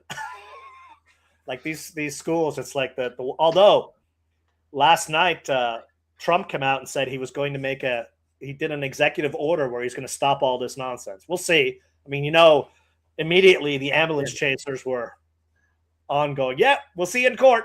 You're not going to take away our money. It's out of control. This is why we can't have nice things because everyone exploits the system. But, at the same time, it's like, whatever. It is what it is, right? So, Frank, read out your double. So you're doing 1 with 1, correct? I have a $20 late double, 1 with 1 2. So that's nice. That's $205, not bad. And 4 times the 2, 220, not bad. And what's your other one? 6, 7 with the 127. They're all good. 6, 7 with the 1. How much are you doing it for? Just $5? Just 5, yeah, because I think the lowest is 200. Yeah, they're like $200. Yeah, that's great. And those are really 1,000. And then the 1 to the 7 I have for $10. That's 188 times 2. Yeah, because I mean, I don't think we really read our notes. I'll go through. Let me go through here. Yeah, I got to put the bet in. Well, first of all, do you like any of those for the community ticket at all? When you're going through your notes, take notes about a community ticket. But I want to get this doubling because I like where we're at. Yeah, I mean, you got 13 minutes, but I agree. I was going to read my notes for all these horses just because I said I'd start doing it. Maybe someone can find an angle. We talked about Queen Maxima. Number 2, Ricky for Thomas, first race since April 2025. Sharp works, but winning off the bench on the hill is hard, although the trainer does win 26% off the bench. Number 4, Ciaran. Kimura for Glatt. Led gate to wire going last out a mile. Cutback, not crazy. Number 5, Amorte. Demora for Mandela. 58-second bullet work. 0 for 1 from 2 on the hill, so it doesn't really like the hill. The 6, the other O'Neill with Freshu riding, and then the 7, and I mentioned this earlier, Spirited Boss, Smith on a shipper from Gulfstream. Never discount Mike Smith on the hill, on the outside. So, I mean, I think the 7 has a big-time chance here for the Mike Smith double. And I think that 7 in that last race, Frank, Yeah. I thought it was, I'm mixing up tomorrow. I think he's on another one tomorrow where it's shipping from Gulfstream from a grade 1 or grade 2, you know what I mean, from Tampa. But I mean, you got to, and they thought enough of this horse, bullet work, and just shipped in to race here March 27th. They didn't even bother running over the track here, but they got Mike Smith to hop on. There you go. That's tomorrow or today? That is today. That is today. Now, this race, Frank, when the favorite wins, it's almost 50% of the time. When the favorite goes down, the winner 20% of the time is 10 to, like, it's one of those, we talk about it a lot. It's either the chalk or it's going to be a crazy price that typically wins this race. So your top pick, though, in the nightcap is the 1, right? Yes, and my second pick is the 7. Okay. Well, I got both of them this now. race. In the nightcap, my top pick nightcap. In the nightcap, my top pick is the 1. I want to make sure I have your other horse in the nightcap. My second choice was the 11. Okay, I have the 11, my pick 3. Okay. My third choice was the other Phil, just because there's a lot of times, especially when Little Red Feather has a horse in there. That's the 2? Yeah, that's the other Yeah, Phil I'm playing the 2 wins. of my double. Okay. I just want to make sure I don't want to get beat by a horse that you liked. So that's why I appreciate you telling me what you have. So far, I have all those covered, so that's good. Yeah, and I mean, if I was only allowed, I would say, Frank, on our long shot ticket, our community ticket, we have to have number 7, What a Star, the Mike Smith Powell horse. I think I would say my 2 horses I would like in the community ticket would be number 1 and number 7 in the next race. Yes, in the double. I definitely want the 10, but I would also, I think the 4, I know these are the chalky, the 4 and the 11, we'll look at the pays, but pays are not going to be that great is the thing, unless we did. Right. Well, if we toss the 1 right now, Frank, and we do our double, and we do 6 and 7 with 1, 4, 11, 10, 7. That combination is worth doing for $5. So it's 2 times what? I'm trying to do the math here. You want the 1, 4, 7, 10, 11 in the next. So that's 6, 7, 2 by 5 is 10 times 5. So that's a $50 double for us, Frank. And so that it's a would late double. Who do we have here? 6, 7? 6, 7 with 1, 4, 7, 10, 11 for even just $5. Our lowest possible pay, if it chalks out with the lowest one, is $160. Okay, and then what about? No, 147, and it costs. You want to put that one in? Yeah, I'm going to put that in right now. Okay, so it's and I have it typed here: $5 late double, 6, 7 with 1, 4, 7, 10, 11. Correct. And that's a $50 bet. Now we can look at what our will pays would be with the 1 here. With the 1 into which ones make sense for us, or if we'll use our price horses. I think we'll use my. What is my 10? So the 1 into the 10 is paying 124. Okay, we just do that for $5, right? Or you want to do it for 10 or 7? We don't have to we don't have to do it for. No, I'm thinking if we do the 1 into the. We can do it for 5 because the 1 into the 7 is 195. The 1 into the 10 is 124, and it's all right. So we'll do $5 double. One with 7, 10. Yes. Any other long shots that we're overlooking here? Let me look at my. Ciaran, cue it up. Oh my God. I want to look at my. Hang on. I want to look at my. Oh, what is it? Matrix. Again? Matrix.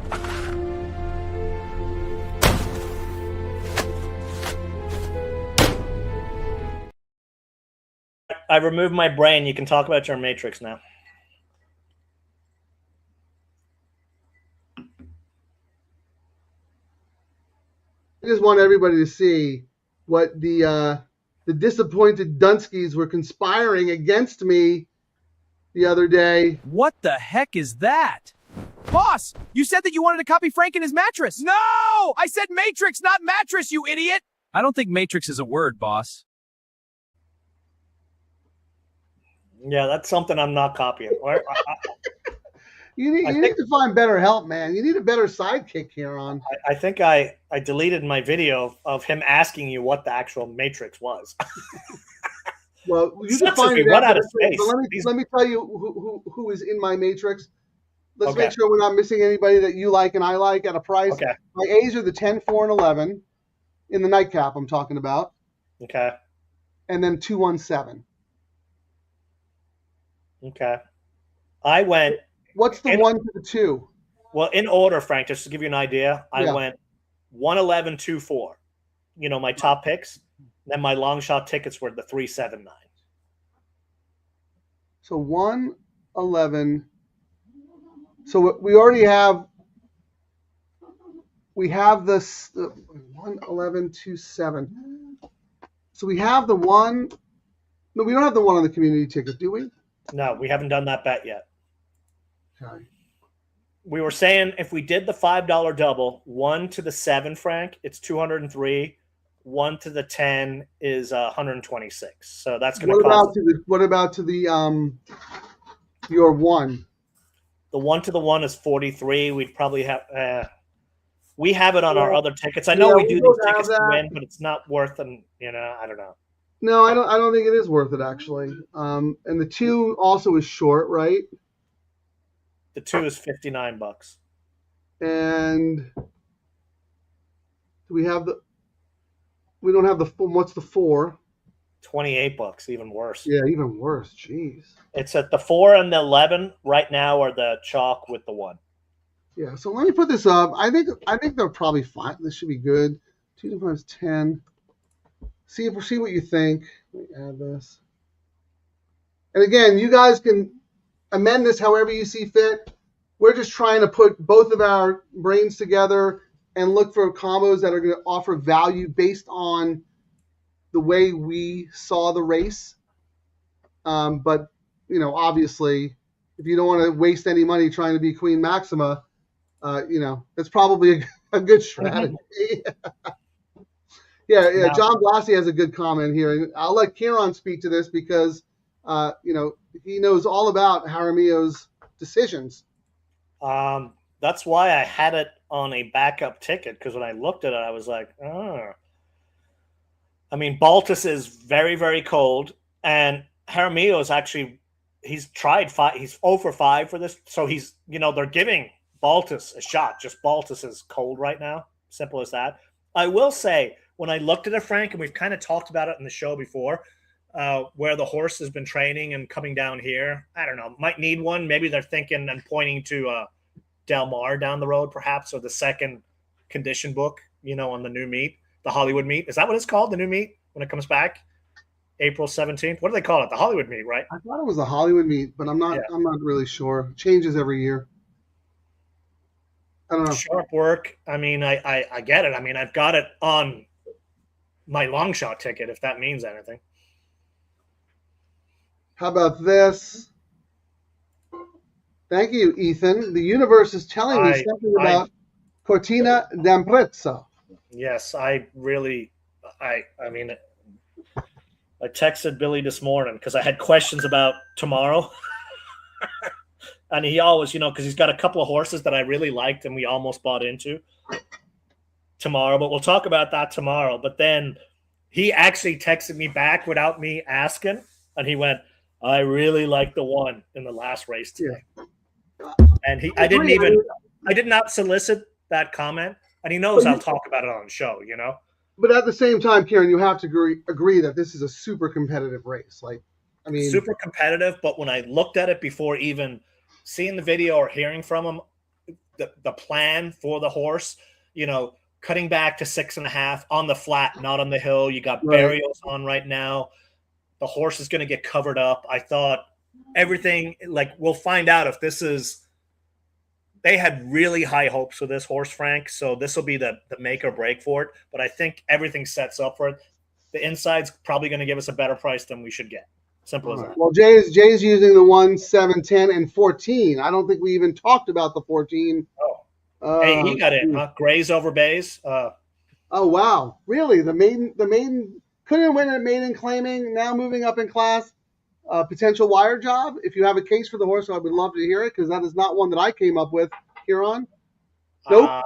Nope. No, I couldn't find anything. I mean, just the stats. The trainer's 0 for 4 second grass, maiden to maiden claiming, not wrist. I just thought slower than the other ones, but who knows? You know, I mean, and out there, that's 6.5. It's not the hill. It's not on the flat out there. You got to run up and then down. I don't know. SC3 Pete is 1 to the 1, 4. He's staying with the inside post, which is great. And just want to say, just as you're getting to the gate, the community is so great. Jeff thanked Charlie for the info. And, this is what the show's all about, winning, letting other friends and people know about the show. Click, subscribe, and like, which we never say. Oh, my God. Thank you, Charlie. We do actually forget to do that all the time, don't we? So that's just super cool. Look, we're all in this together. I know it's a pari-mutuel pool and we're betting against each other, but we're kind of betting against the robots, like it's the horse players versus the robots, and we have an advantage in this pool. Mm-hmm. So I like that we all stick together. Were you going to say something, Ciaran?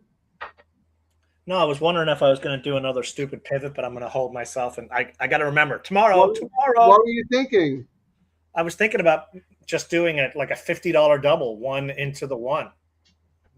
But I already have it. But what's it paying? $40? 41. I'd have it 10 times, $400. If it was paying a lot more, I might.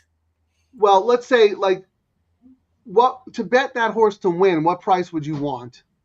To bet it to win, 1.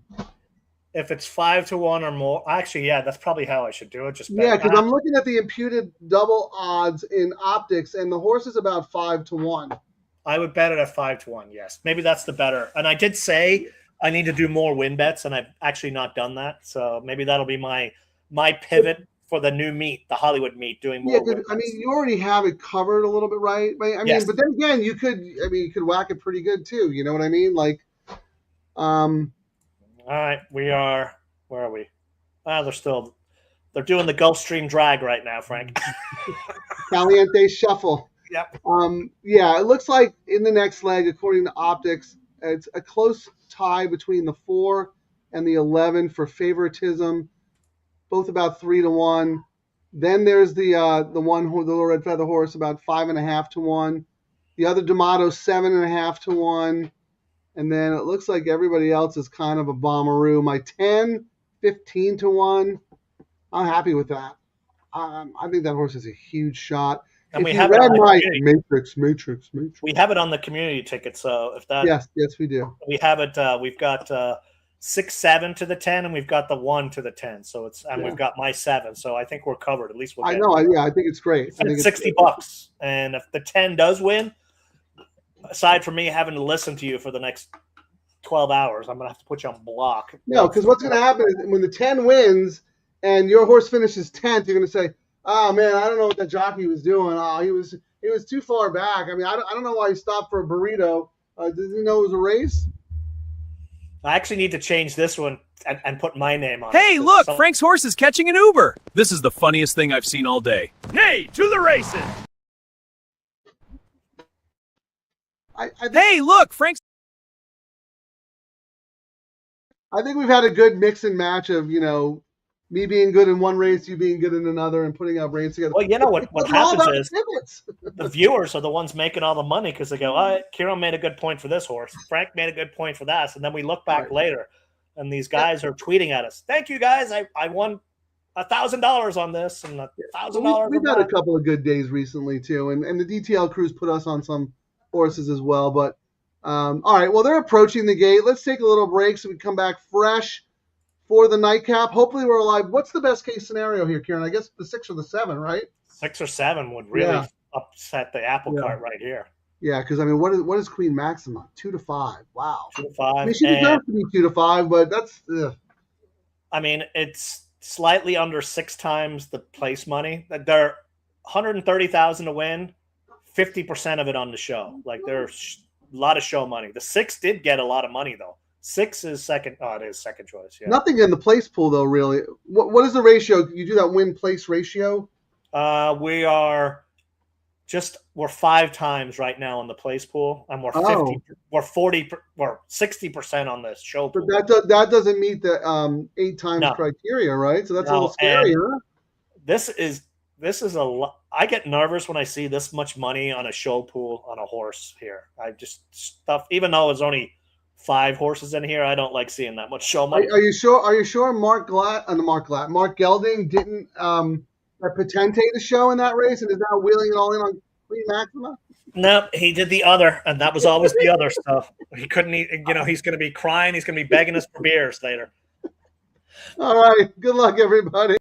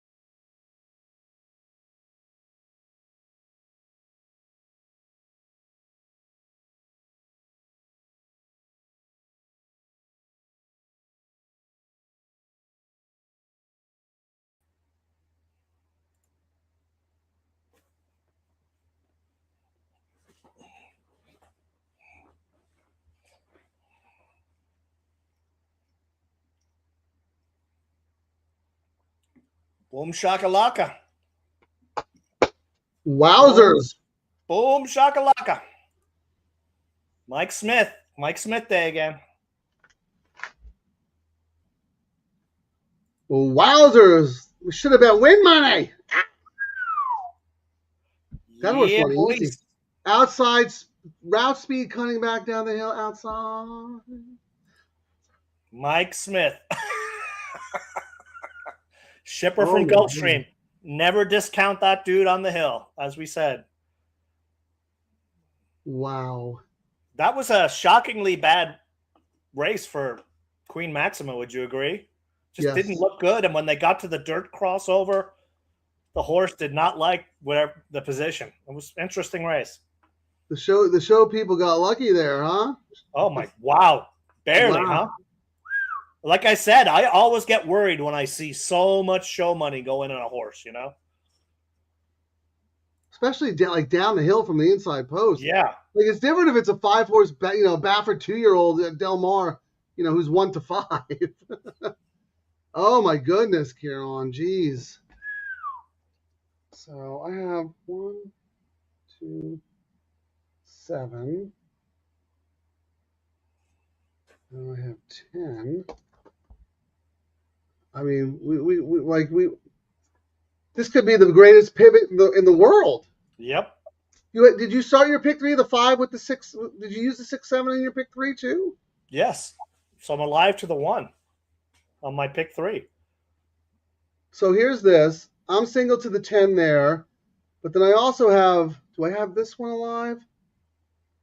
No, that one's dead. And But I then think I came back with doubles on that though. yeah, and then I've got my double, because the 6 I'm looking for it. This I'm one 3. here. Well, I'm 6, 7, and I've got 1, 2, 3, 4, 7, 9, 11. Other than our our community one. But this double's dead. None of these are alive, right? Let me look here. Which one? No. So 1 with 11. The Where's your third pivot one is double? alive. That one that says 3, 6 is 6. That's right. 7. You swap the 3. You swap the 7 for the 3 who was scratched. So you're alive in the doubles for that. Okay. And then the community. We are alive to 1, 4, 7, 10, 11 for $5. That's good because And we are a I fit. don't. When I was doing all my numbers here, Ciaran, we talk about we're in the heat of battle. You might mess up. I messed up on my personal one because I wanted to cover the doubles. So if you look here, look at my last slate pick 3 there, 1, 2, 5. Mm-hmm. I was only single to the 1 there. I should have come back and played a double to the 4 and 11. I only did it with the 10 and then my B's. Yes. But we have the 4 and the 11, I think, on the community ticket, right? Yep. Okay. That takes the okay, that's good. I got to look at my wagers again, though. I mean, maybe I did play it. I mean, there was so much going on there.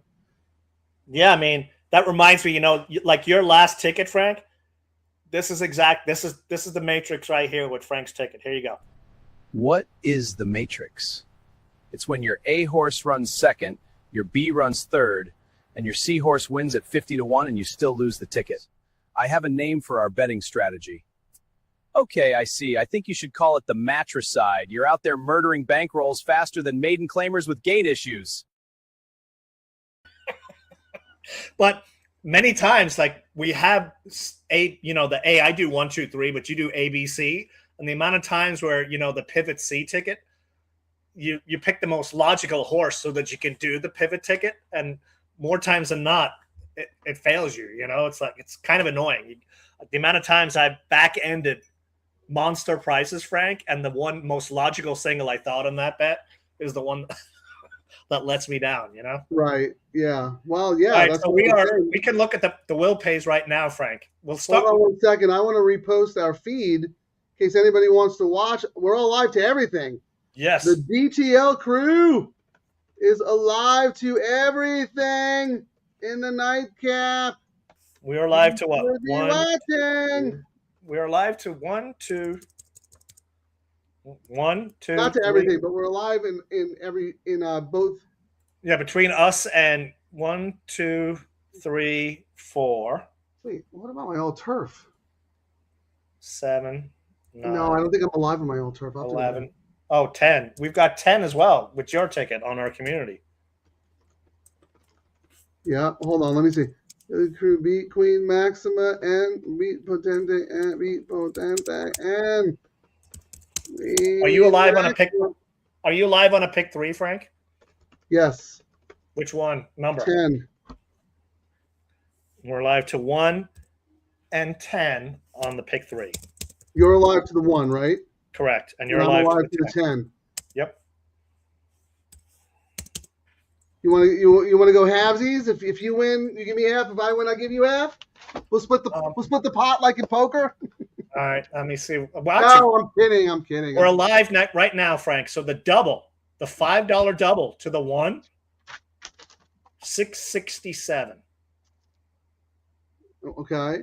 I didn't think it was going to be that high, is what I'm saying. That's why I thought it was going to be.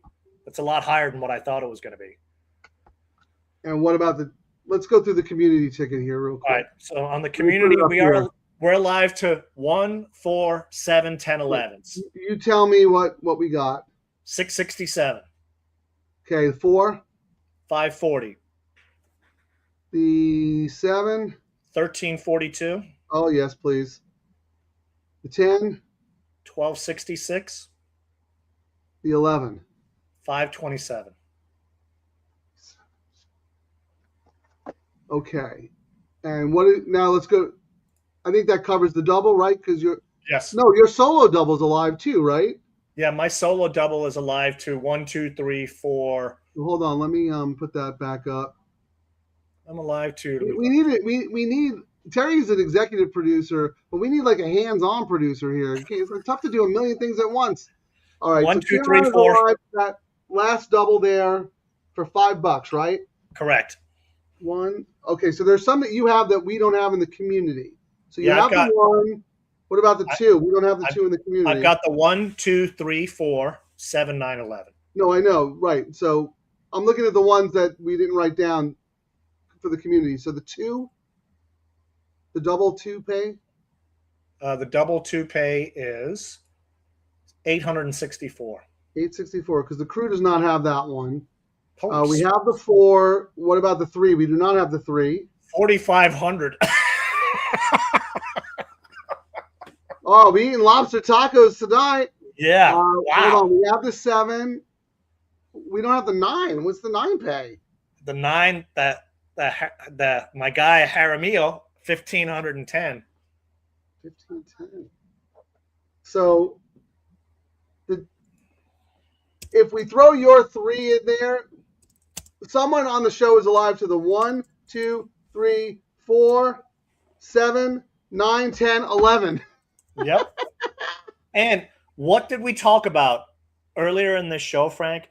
Remember we said, I was like, if you can beat Queen Maxima, these doubles are going to pay really, really well and spread. We only did $5 just to show, like, Queen Maxima looked dominant, but the pays were too good for us to turn down. We spent $60 and we're alive to stacks right now, Frank. You know? I know. Oh man. So my danger. Let me see. I don't have.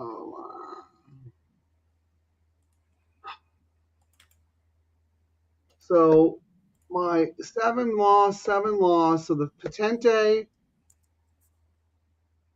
I should be alive in the pick 3 to the 10, 4, 11. I am not. I'm only alive in the pick 3 to the 10. So the 4 and 11. We have those in the community double though, right?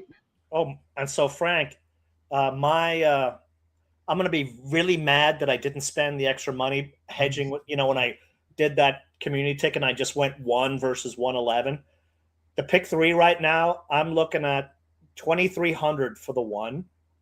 Your 10 is paying 5,600, Frank. In the pick 3? Yes. I got it 20 times. Oh, you did it? What? I was going to say, how did you do that? I wanted to see if you were listening to me because you never listen to me. So that's 100 times. 5,600, Frank, for your 10. That'd be pretty nice. Yeah, I'm true though. If the 4 or the 11 win, I don't have double to them. The 4 is the dominant chalk on the pick 3, Frank, at 1,400. Let me look at the pick 4. The 4 is paying 2,200, but the 1 is paying 24. So on the pick 4, the 1 was not showing that set, the 6-to-1 morning line. On the pick 5, the 4 is paying The 11 is actually the favorite on the pick 5, Frank, at 54. Then Okay. the 6 at 62, and the 1 at 89. Do we have a carryover on the pick 6? Oh, there's lots of carryover potential here. Oh, so we got, I think, which one? I can't tell when I look at TVG or ExpressBet what numbers carry over the pool. I think can we're all tell you. consolations, I'll tell you right now. Here we go. The 4 is paying out. The 11 is paying out. That's it. 4. Someone has the 4 twice. There's 2 tickets alive to the 4. Oh, There's that's 1 what it ticket is. alive Yeah. to the 11. The 4 is Everything paying. else is 5 or 6. So the 4 is paying 31.8, and the 11 is paying 90,000.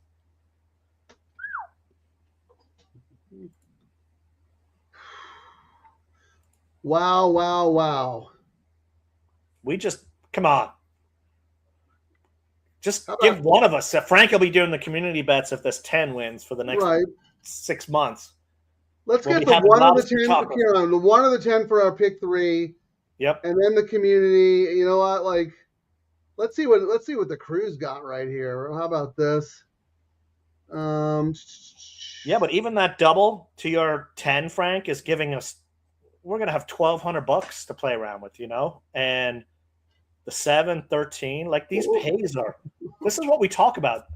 These pays are. How many people probably said, "I'm not going to bet this sequence because you got Queen Maxima in there. I'm betting other tracks." Look at these for a $5 double. The lowest pay right now, Frank, on a $5 double is $527. Yeah, but it should be 14.98% takeout instead of 15. I'm not gonna play. Nice job, guys. Good call on the 7, Mike Smith. Yeah, we all talked about it. That's why we do the show. Mike Smith Daily Double pays me $13.42 times 2. Oh, come on, tip it. Jay, let's go 3. Yeah, we have the 3. Ciaran has a 3 in his double. Nice. Let's go 10. Yeah, someone's got to win this, man. Come on. Guys, the community will be my winner. Oh, let's get the community home for John. Ciaran. So, who do we not have in We're not some going to way, say shape, that. or form? We have the horses that have no chance. Be quiet. We don't have the 5. Is there a 5? 5 scratched. 5 scratched. Is there a 6? The 6, yes, is in there. That's the Ricky Drysdale horse. We do not have the 6. 7. We don't have an 8. No, there's no 8 scratched. Okay. 9, 10, 11, 12. Is there a 12, 13, and 14? 12. The reason I hopped off to 12, Yusu lands here. He's 2 of 5 for Baltus. Hara rode the last 58-second work, but I just thought that far out, and our guy left, Right, no, but I'm saying the only ones that we don't have are the 12, 14, and 6. Yes. 6, because Larry's going to chime in and ask if we're going to hedge. No. But this might be a good case. They got to be bombs, right? And I mean, 31. I have the other Hera, the 9. He rode this, and he's on the other Baltus, Frank. I mean, I know Ayuso has won 2 of 5 for this trainer, but Jaramillo rode it, and there's a bullet work, and I gotta think that his agent and Hera got the choice of which horse to go on. Just thinking, because he's over. Like, if there's one, they're going to point him to the horse. At least that's my. I knew LD was going to ask about hedging. I mean, we can do $10 to win on the 5. There's 12, no 5, Frank. You see, 5, look at this. What is it you say? 6. This guy's supposed to come in and do his work, 6. and he keeps trying to bet a scratched horse. 6, 12, and 14. So which one? 6? $30, and the minimum would be 160. We'd probably get our money back that we invested, or just kind of break even or whatever. Yeah. I don't know.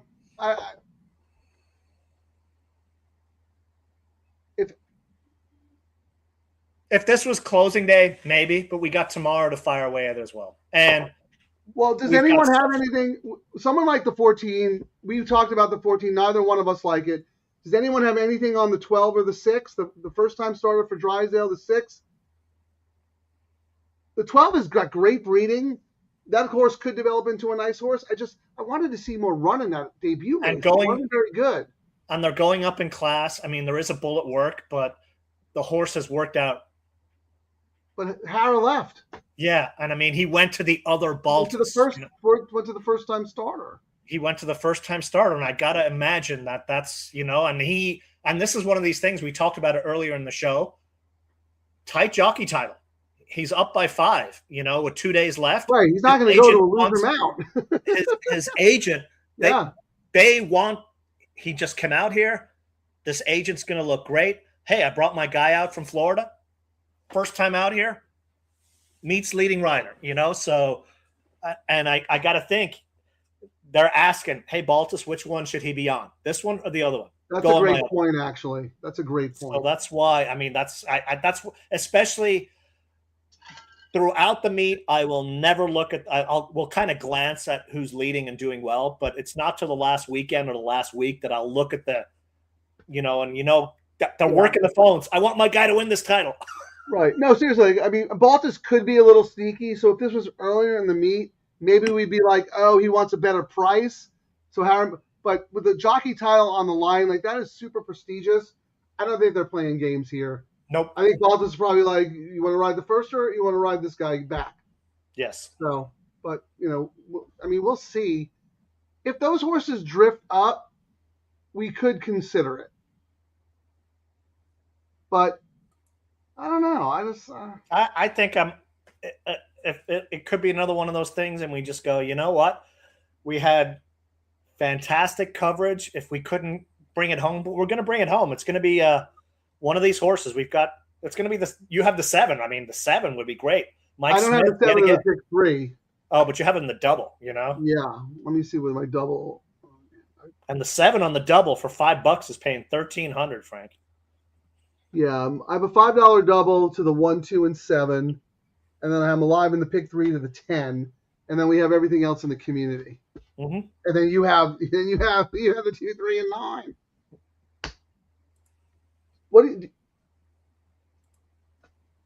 Which one do we have together that pays the most?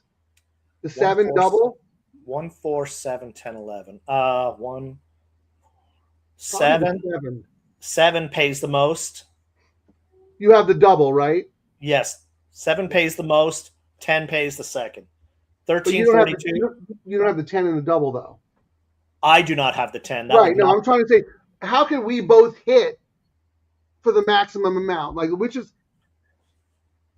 we need including the community. No, no, just me and you. Oh, you and I think on it's the the double, 7, right? Because the 7 pays us the most money. Yes, we both. Both have that one, correct? Yes. And we both have the 2, correct? In the double, yes. We both have the 1. What does the 2 pay in the double? $864. Okay, but yeah, 7's still better. But 2 would be good too. 7. You have the 1, correct? In the double, yes, correct. $667. Okay. And Do you have the 4? No, I don't, because those were the chalky ones. Okay. We did those in the community, right? We have the All 4 and the 11 in the community. The 10 would sink me across my pools, but I get to come back and we've got ammo for our community bets. So yeah, and what did you say the pick 3 is paying? The pick 3 is paying. You are going to get $5,600, Frank. Yeah, I'll give you 10%. Okay. I'll cut you for 10%. No, I mean, come on, like we're just gonna fire it away anyway. You know what we could do? We could play a contest at Santa Anita in the Hollywood meet. Is what you know what? That's not a bad idea, actually. If we hit one, if I hit my 3, or you hit your. No, if you hit your 1, right? You have the 1 on the pick 3. Yeah, the pick. Oh, yeah, that's right. The 1 on the pick 3 is $2,300. Yeah, so and if we double too. Yeah, if we hit one of these, maybe we'll play some of these first bet tournaments. There you go. Leading into closing day or whatnot. We've got a bunch of We're good, yeah. $500 tournaments coming on. So that might be the way we can do it, That's the plan. Build a bankroll and then, hit something big in a Yeah, tournament. we'll chase our Breeders' Cup seat earlier this year than we usually do. And then we'll have a DTL Crew only party at Del Mar over the summer. Get a nice big luxury suite. We won't even charge for drinks like the NHC. How about that? Speaking of drinks, I'm out of ice. I'm gonna go get some ice. I'll be right back. DTL Crew, let us know what you guys are alive to. Who you guys rooting for? I know we all want everybody to win. Oh, here we go. Jay, Lucky Budweiser to get the DTL Crew. Oh, come. I love you, Jay. You're such a team player. You're also like you fit right in with me and Ciaran. You have our same kind of sarcasm and sense of humor. All you guys do. And we really appreciate it. You can't stress enough how much this means to us that we're actually making a difference in the industry. I mean, these pools that we play at Santa Anita, Indy, I don't know, Ariana, Indiana Grande, or Horseshoe Indy, whatever it's called these days, they're starting a $5 late pick 5. Keeneland started the $3 late pick 3, all low takeout stuff. Slowly but surely, our money and our voices are being heard, and can't do it without you. I mean, absolutely cannot do it without you guys. And not only that, but the information that you provide and you share, the comments you guys make, just being a part of our show. Real Look, time. If you're part of the community, you're pot committed. It's not like a lot of the other shows where you can listen to it while you're on the treadmill. No, we have to do it live. You're gambling with us. We're in it together. We push the pools, we gamble, and we miss some information. And some of you guys come in and go, "Did you look at this horse?" I mean, look how many pivot bets we've hit in the last week plus, Frank. Ciaran, if one of us hits this pick 3, it's 100% a pivot bet. Yep, 100%. Because I came back and did a pick 3 and said, if we beat Potente and we beat Maxima, I want to make sure I'm alive to my long shot in the last, because that's going to pay stacks. Yep. And you did the same thing with your 1. So none of those bets were on our tickets when the day started. So what the hell is a treadmill? I need to find out really soon, actually. Once Santa Anita is over, that's it. I got 3 weeks of detoxing, good eating, and sweating it out. We got to figure out what are we exercise. doing next week, Frank? Which track are we going to follow? I don't know. Oh, we're going to take Friday off. I don't know. Well, we'll have to let the crew vote. We'll have to see. We'll run some numbers. We'll figure it out. DTL, our emails are always open. Yep. Scatoni Racing at Gmail or California Pick 4 at Gmail. Any suggestions for tracks, for bets, for shows, for anything you guys want to talk about? Let's do it. We got Santa Anita tomorrow. No other. Keeneland's closed, so all those guys who just got hooked on gambling are going to go, we got no racing, I think. And if we get a carryover, could you imagine if there's a carryover in the pick 6 tomorrow for closing day? Yeah, I mean, the pools will be through the roof. It's just the 4 and the 11 here on. That's it. The pools will be through the roof tomorrow. Actually, yeah, 4 and the 11. Attendance today, 37,000. That's fantastic. 1 minute. All right, let's back out. Let's all get in front of our computers and focus. I think the 7. Well, first of all, the pick 3s are paying stacks, so the 1 or the 10 for the pick 3, I think would be best. And if it's not one of those, probably the 7. But you know what? How about this? Yep. Anything but the 12, 14, or 6. Let's not root for something. Let's root against the 12, 14, and 6. Yes. All right. Good luck, everybody.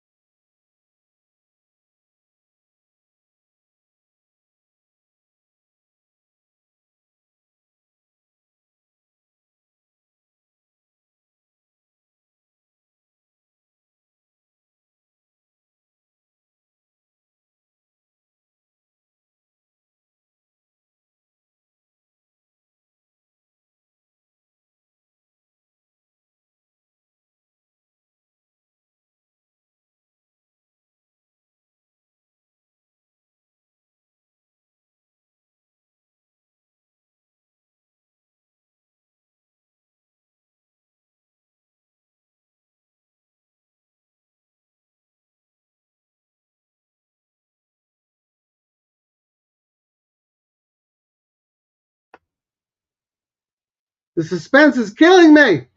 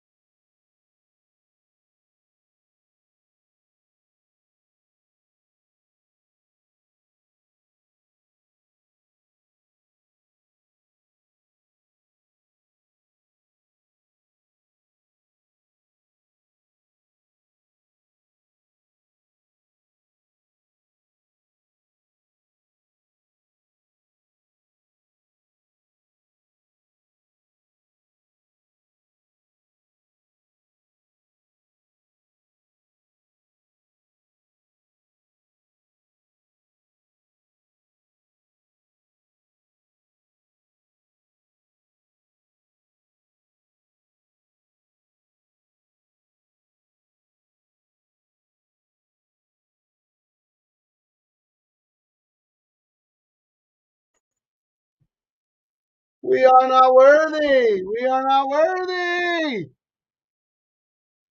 Boom shakalaka. Here on Tuesday. Dude, great call, man. First time starter. Jaramillo for all the Venezuelans. Jaramillo did it again. Wow, Baltic. Oh my goodness. I mean, it blew up the all our other tickets, but we're live. Oh, we got it. I got it, and we've got it on our community. Oh, we did. Do we not have that one on our community? I don't think we used the 9 in that. Oh, it's just me, huh? Dang it. Yeah, just you. But I mean, look, someone had to win big, right? We had it. The whole point of it was to connect on something big. Yeah, once I saw Giroud go like this. Yeah, I was like, when then I saw that oh outside no, move, not I was before like, the 11 because hold on, let's get rid of this banner here. Sorry, crew, that we didn't get it. I know. Sorry, crew, that we couldn't get it done for you guys, but you know, maybe you guys piggyback Ciaran. Some of you guys piggyback Ciaran. LD usually piggybacks you. yes, he does. So what is it? Let's put it. That was one of your original doubles, right? That was one of my original doubles, correct? Now, oh, but yeah, the 3 is the 7, really. Yes. So here's our late now. See, we had 127. Oh no. Yeah, and that was one of those things, Frank. I might have ratcheted down that bet and not done it. And I kind of read my notes earlier this morning where, you know, like you do, we you know, used how you so put many your picks. horses, except in like 1, 4, 7, 10, 11 for the community. Yeah, I mean, but my notes earlier were if my 10 had won that first race, Frank, I probably would not have had the double because I would have ratcheted down my bets. Because what I said was my tickets are really high, but I'm going to adjust it if I don't make it out of that first leg. But I didn't make it out of the first leg, so I was like, all right, I'm going to spend some money. And that was, I mean, we were correct again on the jockey roulette. Baltus, you know, gave Jaramillo the correct ride. I mean, people discount. That was crushed, man, crushed. People discount that kind of stuff, but especially at the end of the meet, we've talked about it. Quickly had his agent on, remember, and crushed it. I mean, the guy knows his stuff. Oh boy, that's very frustrating. I mean, for the crew, dude, I'm so happy for you. I wrote down 1510. Is that right? 1510 is what it looks like it's paying. Correct. Yes, 571. Oh wait, no, sorry, 7-1. I was thinking of the pick 3. Yeah, the 11 ran second. That was the community ticket. That was, man, that double was paying 527 for the community. I'm just trying to think if we could have done anything differently. I mean, we used 1, 2, 3. We used 5 horses there. Maybe the 9 would have been the 6th one. You know what I mean? Yeah, but we were already spending some money, and then. No, I know. That's what I'm saying. I don't think we did. I don't think there was anything. I don't think there was anything we could have changed on our pivot because we were actually even going. You know, some people are going to make fun of us of tossing Queen Maxima and doing this other gamble. So at least we got out of that leg on the community. You know. Yeah, we were up for stacks. Yeah. So look, the community, we support each other. We wrote down everything that everybody was alive to. It says one of us has to hit. Hopefully we all hit. But, you know, good job, Ciaran. How about LD? $100 to win on the 9 was my hedge. There you go. Go off that. Wow, LD. He went off at 14-1. There you go. He made more money than I did. So, Ciaran, for the viewers who watch here, Larry, I would say, would you agree, Frank? Larry is probably one of the best hedgers I've met. He texts us his hedges all the time. Larry is great. That's a hole in my handicapping game where I don't really hedge a lot. This dude, I mean, and the way he does superfectas and tries are top notch. Yeah, he's got the mathematical mind for it. I don't, and you're just stubborn. I'm you stubborn. You have the mathematical mind for it. You're just stubborn. Yes. You're like, I'm right, they're wrong. Yeah. No, good job, LD. That's fantastic. I hope somebody else, a bunch of people out there maybe did something. But I mean, Frank, that was essentially, I did a $5 double and it paid $15.10. That just tells you the beauty of this stuff, you know? And it wasn't like we tossed Queen Maxima. There was over leveraged doubles with Queen Maxima as well. It's just, we used her the way she should have been used. Yes. You know, combinations to our long shots that we're going to pay. And you know what? If it came Queen Maxima 11, we don't hit for $24, okay, that's fine. Yep. But I mean, this is why we do the show. We were up to bat. Everyone watching the show was up to bat for something in the last race. Yes. And they were all paying stacks. And I mean, people just don't like money. They should be watching this show. We do stuff live. I mean, both Frank and I put our picks on Santa Anita's website. we handicap ahead of time. But the beauty of this stuff is we pivot live. There's so much information. If there's anything, I mean, we keep saying it. People get really lazy. They put their bets in, and I've done it myself too. But when you monitor the pools, you can find sneaky ways to make money. Like, treat this as a job and not, I mean, some people do. It's like an entertainment thing for them, but you put the work in, you can make some money watching what the big guys do with the money and pushing it around. Just all of us hanging out together. It's like, it doesn't even feel like work. I mean, we're working it, don't get me wrong, but we're having fun. Like, if we were doing this home alone, isolated, and you're like watching the pools and you're like, it would get tired. It would feel like work. It would get tired really fast. But here, it's very interesting, Ciaran, because the last several shows, our pivots have been what's saving us, and we couldn't script it. Now all of a sudden, it wasn't a pivot for you. It was an actual double you had before coming in. But your pivot had you alive to a big stack. Big three. Yeah, and what's crazy is how I was worried, and when we turned, before I saw Jaramillo launch that, I was like, oh, I was going to spend another $18 on that pick 3 to have the 11 in. Is he really going to, do that? And then I was like, come on, Aaron, come on. All right, you want to do the win parlays, Frank? Because we got to prove to everyone that this is the best bet there is. And I'm going to do it on mine as well. I'll ask Grok. Grok's the man. Yeah, I taught Grok how to. No, I taught. Actually, I did. I taught Grok how to do it. What's funny is the first time I did it, it was totally wrong. I was like, dude, no. Well, I've used it so much where if I go, Grok, give me an idea about making fun of Frank, and that's it. And then it automatically knows who you are. It's like, oh, let's make fun of his matrix and Skitani always miss. All right. A $3. What does a $3 win parlay on horses paying? What the heck is that? Boss, you said that you wanted to copy Frank in his mattress. No! I said matrix, not mattress, you idiot! I don't think matrix is a word, boss. Matrix! Matrix! Matrix!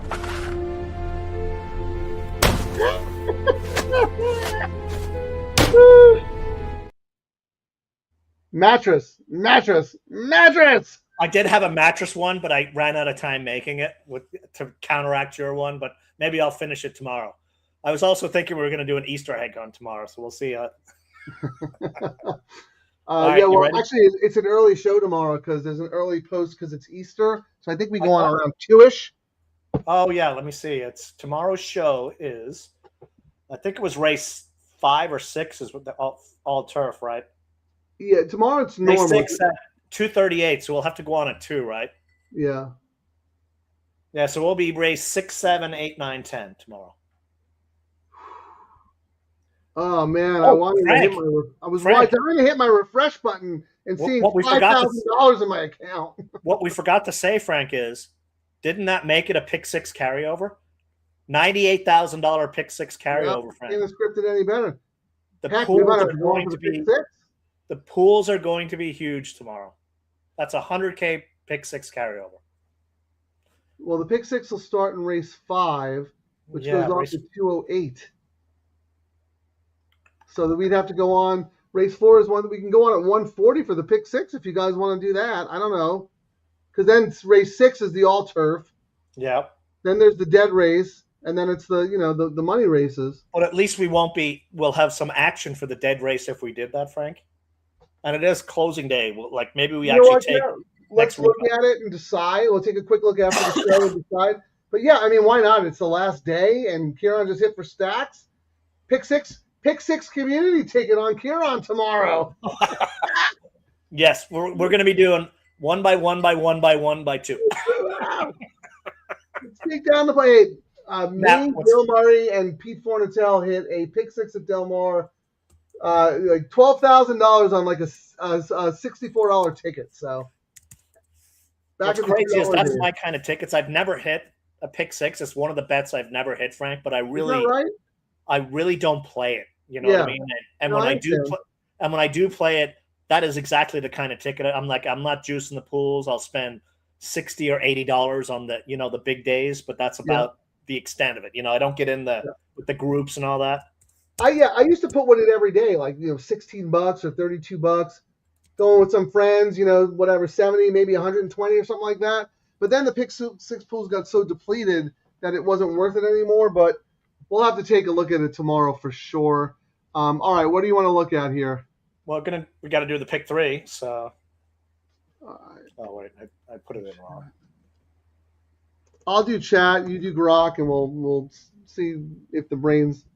So calculate. We're doing the pick 3, right? Yeah. All right. What does a pick 3 win parlay? Yeah, I say it's horses. With horses. So, what does a $3 win parlay on horses paying $16.60, $38, and $31 pay? 38 and 31. Yep. Oh, it's actually light, Frank. I've never seen that. Oh, actually, no, it's not. Oh, that's great. The double, probably. No. Oh, wait. So my numbers come out of it should pay $73.30, Frank. Yeah.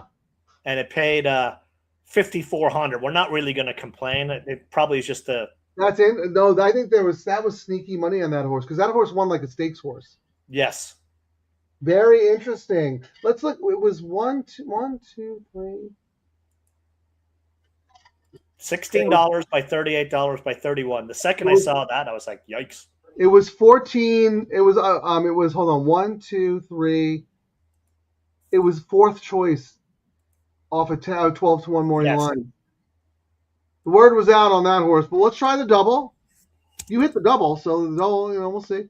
Yep. This is why we do this. We want transparency. If we start to see underlays, we might have to find a new bet. Well, we won't because it's paying $14.72, Frank, and it paid $15.10, and the difference being the low takeout. You're talking about the double? Yes. So what is it? What is it? 31 and 38, or what is it? Yeah, 38 and 31. 38 and 31. So let's confirm with Grockaroo. I have 1472.50. That's what I have as well, and it paid $15.10. Yeah. Wow, so, this is the first time we've seen. They knew that horse. That horse won like the secret was out. So I guess Jaramillo's agent was not the only one wise to that horse. Although they did not have it on the pick 6, Frank. So it wasn't that, No, because they whacked it in the pick 3. that was their hedge. They whacked it. No, that horse got whacked in the pick 3 because there's no reason that horse shouldn't pay more than the parlay unless the word was out inside, and that's where they hid the money. And the pick 5 paid $17,000, so it wasn't there. The pick 4 paid $7,400. It wasn't there. The pick 3, that was their hedge. And I mean, people forget they don't have to win. They just have to bet enough where the rebate gets them back to even. But it still paid more, $40 more. Well, remember, Ciaran, we know that the smart money buries it in the pick 3 pool because you can't see it until the first leg has already run. You can't bury it in the double because we could see leg 1 to leg 2. We see the probables. Yeah, right? On the pick With 3. The pick 3, we don't see the probable pay until the middle leg. The pick 3 was 4, 1, 2, 9. So it was the fourth choice, like you said, with a 12-1 morning line. Because here, look at the double. 1, 2, 3, 4, 5, 6 choice in the double. Yes. Whoever knew that horse was good slaughtered the pick 3. And I don't think that's computer money. I mean, how are they going to know that? No, I mean, that's got to be barn money, owner money, or something. Yeah, and even if we look at no way the computers would know this is a good horse. Like, how do you know this is a Frank, man. I was showing the pool total for the exacta was 400,000. What did you have for the double pool? Do you have it up? I do. Do you want to guess? 275? 331. 331. All right. Let's have a look. See. I'm gonna look. I want to see if there was any workout chatter on that horse. Did anyone know was there any workout chatter on number 9, Peppermint Dash? or any talk about that horse, because that horse should have been a lot more in the pick 3 and wasn't, but was Yes. great value in the double. So somebody knew something, and that's where they hid the money. Wow, how about this, Charlie? One of the best days I've had to say thanks to you guys for us. Yeah, You did there all we the go. heavy lifting. He hit the pick 4 for 7,400. Wow. Boom. Dude, good job for you, man. Exactus tries win tickets. Double last year, Frank, 260,000. Okay. What do you have for the pick 3? What do you have for the pick 3 this year? You want to guess? 300, 400? 364. Last year, the pick 3 was 246, Frank. Pick 4, 567. 830. Lower. Right? Yep. This year was lower. The double and pick 3 were higher. Pick 4 is lower. Okay, how about the pick 5? 773. Probably $1 million last year. 1.38 million. Yeah, lower. Pick 6, 183. Pick 6, Oh, I don't 214. know if did they have the $2 pick 6 last year? I don't remember. Yeah, they had a $2 pick 6. 214. How much? 214. Now, I was going to say we could look at the other track, but they had no racing last year. I keep forgetting. No, but we can look at what they all did today. Let's look at what Keeneland did today. They had a huge day. They had a big day too. Aqueduct had a big day. Yeah. But here, Ciaran, come on. If you're a track executive and you're looking at these numbers, and you're going to go, pick 6 was down, pick 5 was down, pick 4 was down. Wait, the double and pick 3, both over 100. Like, what's going on there? What do you think's going on there, Ciaran? I don't know. Yeah, don't know. It's you and me going like this. Blah, blah, blah. I think I tweeted last night, well, you can watch us live on our show. Unless you hate winning, then don't bother watching. Yeah. DTL Crew, this is you guys. Yep. Congratulations. You're making a statement. You know what? You guys are making a statement. We might go on strike. We might go on strike and let these pools suffer until the DTL Crew gets the recognition they deserve. Anyway, let me go to – I know it wasn't a big day for Oaklawn, but let's just check it out anyway. Like, we want to look at the numbers because they have the same 2 wagers. So Oaklawn ran 11 races today. I just want to compare them to Santa, not last year. No, this year. This year. This year to this year. And they had 11 races this year. Forget it. Their double was 68,000. Their pick 3 was 54,000. I guarantee you on a Saturday. That is just. Wow. I guarantee you next year they won't even carry these bets. They're going to say, "See, it didn't work. Told you guys. No one cares. Told you guys, no one cares about low takeout." I'm looking at nobody knows you have these bets. Aqueduct, Frank. Their daily double today was a big race day there too. Yeah, but they don't have those. They don't have the low takeouts. But anyway, go ahead. Their $1 double was 301. And what were we at? That's pretty good. We were higher though. Yeah, but I'm saying, and they had their big race day, and they still only got to that. And their pick 3 was 205. Oh, we crushed that. Yeah. Yeah. Hold on, but Keeneland though. Let's look at Keeneland. Right. Oh, Keeneland, yeah, Keeneland did pretty good. 381 in the double, 599 in the pick 3. But we did a show yesterday. We educated the public. And certain people are ravaging their pools. I mean, that's true. That's true. And our guy is working there. I mean, I guess we could kind of blame him. We're going to have to make sure he doesn't go back. He's the. Sorry it took so long. Here are the results. He's running the results for them to the tote board.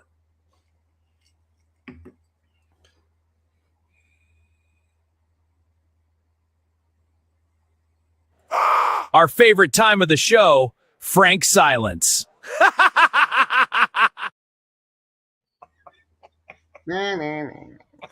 No, I was saying I'm glad that their pools did well today because this is the future of retail player, racing, horse racing.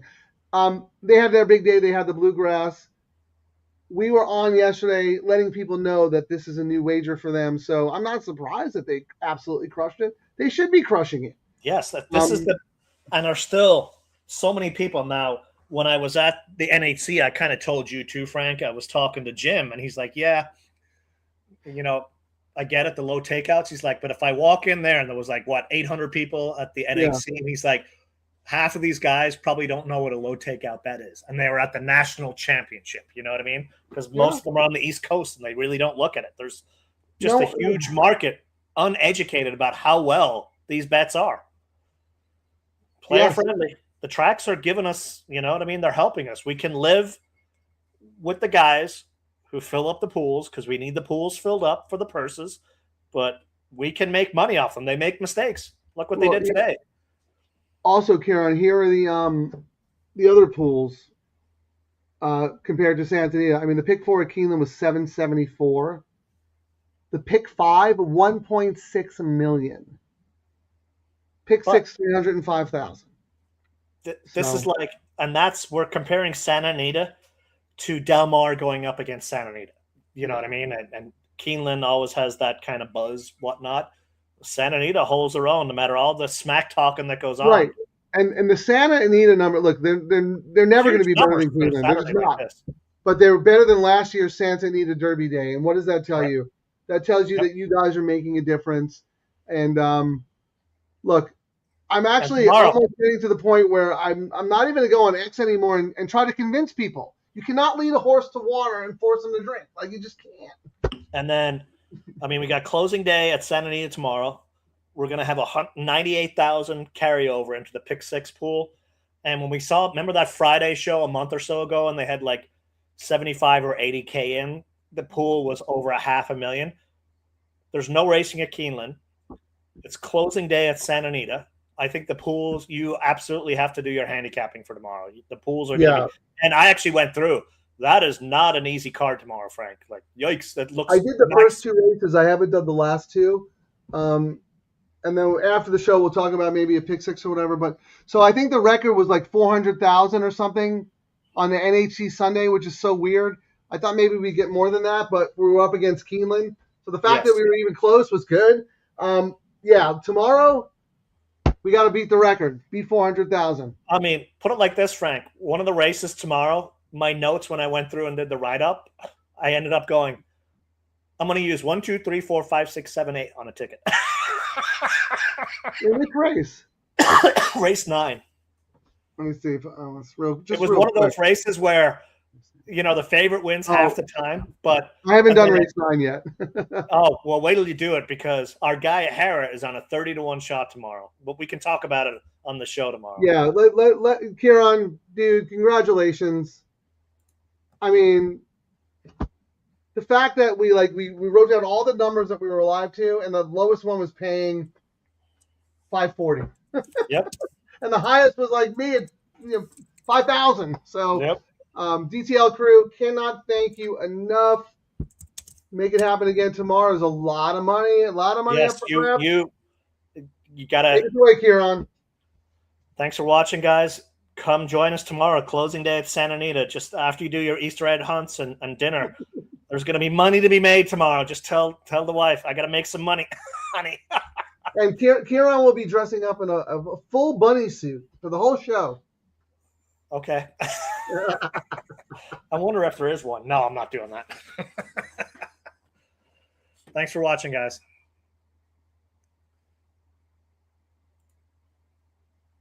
Oh, wait. You gotta play it down, man. Come on. I got to do the outro video. Wallet already on life support. Hit me with that low takeout. Now I'm feeling kind of sport. 15%, bro, that's basically free money. I'm about to turn $11 into a yacht by Monday. Low takeout fast. Cha-ching. Double trouble. I'm doing this thing. My pocket's doing the running, man. Low takeout fast. What? Bookies crying in the can. Low takeout fast. Baby, 3 straight lawns. If this thing hits, I'm buying the whole damn barn. Grass to grass, no dirt in my life. I'm so all turf, I might start photosynthesize. Santa Anita, low takeout got me acting unwise. Told my wife, babe, I'm rich, now she want alimony twice. Double trouble on the mic, we causing the scene. Low takeout, let's all turf and retirement dream. If we hit this pick 3, tell the valet keep the change. We're reading lobster tonight on a $12 range. Boom! Thank you, Santa Anita, good night.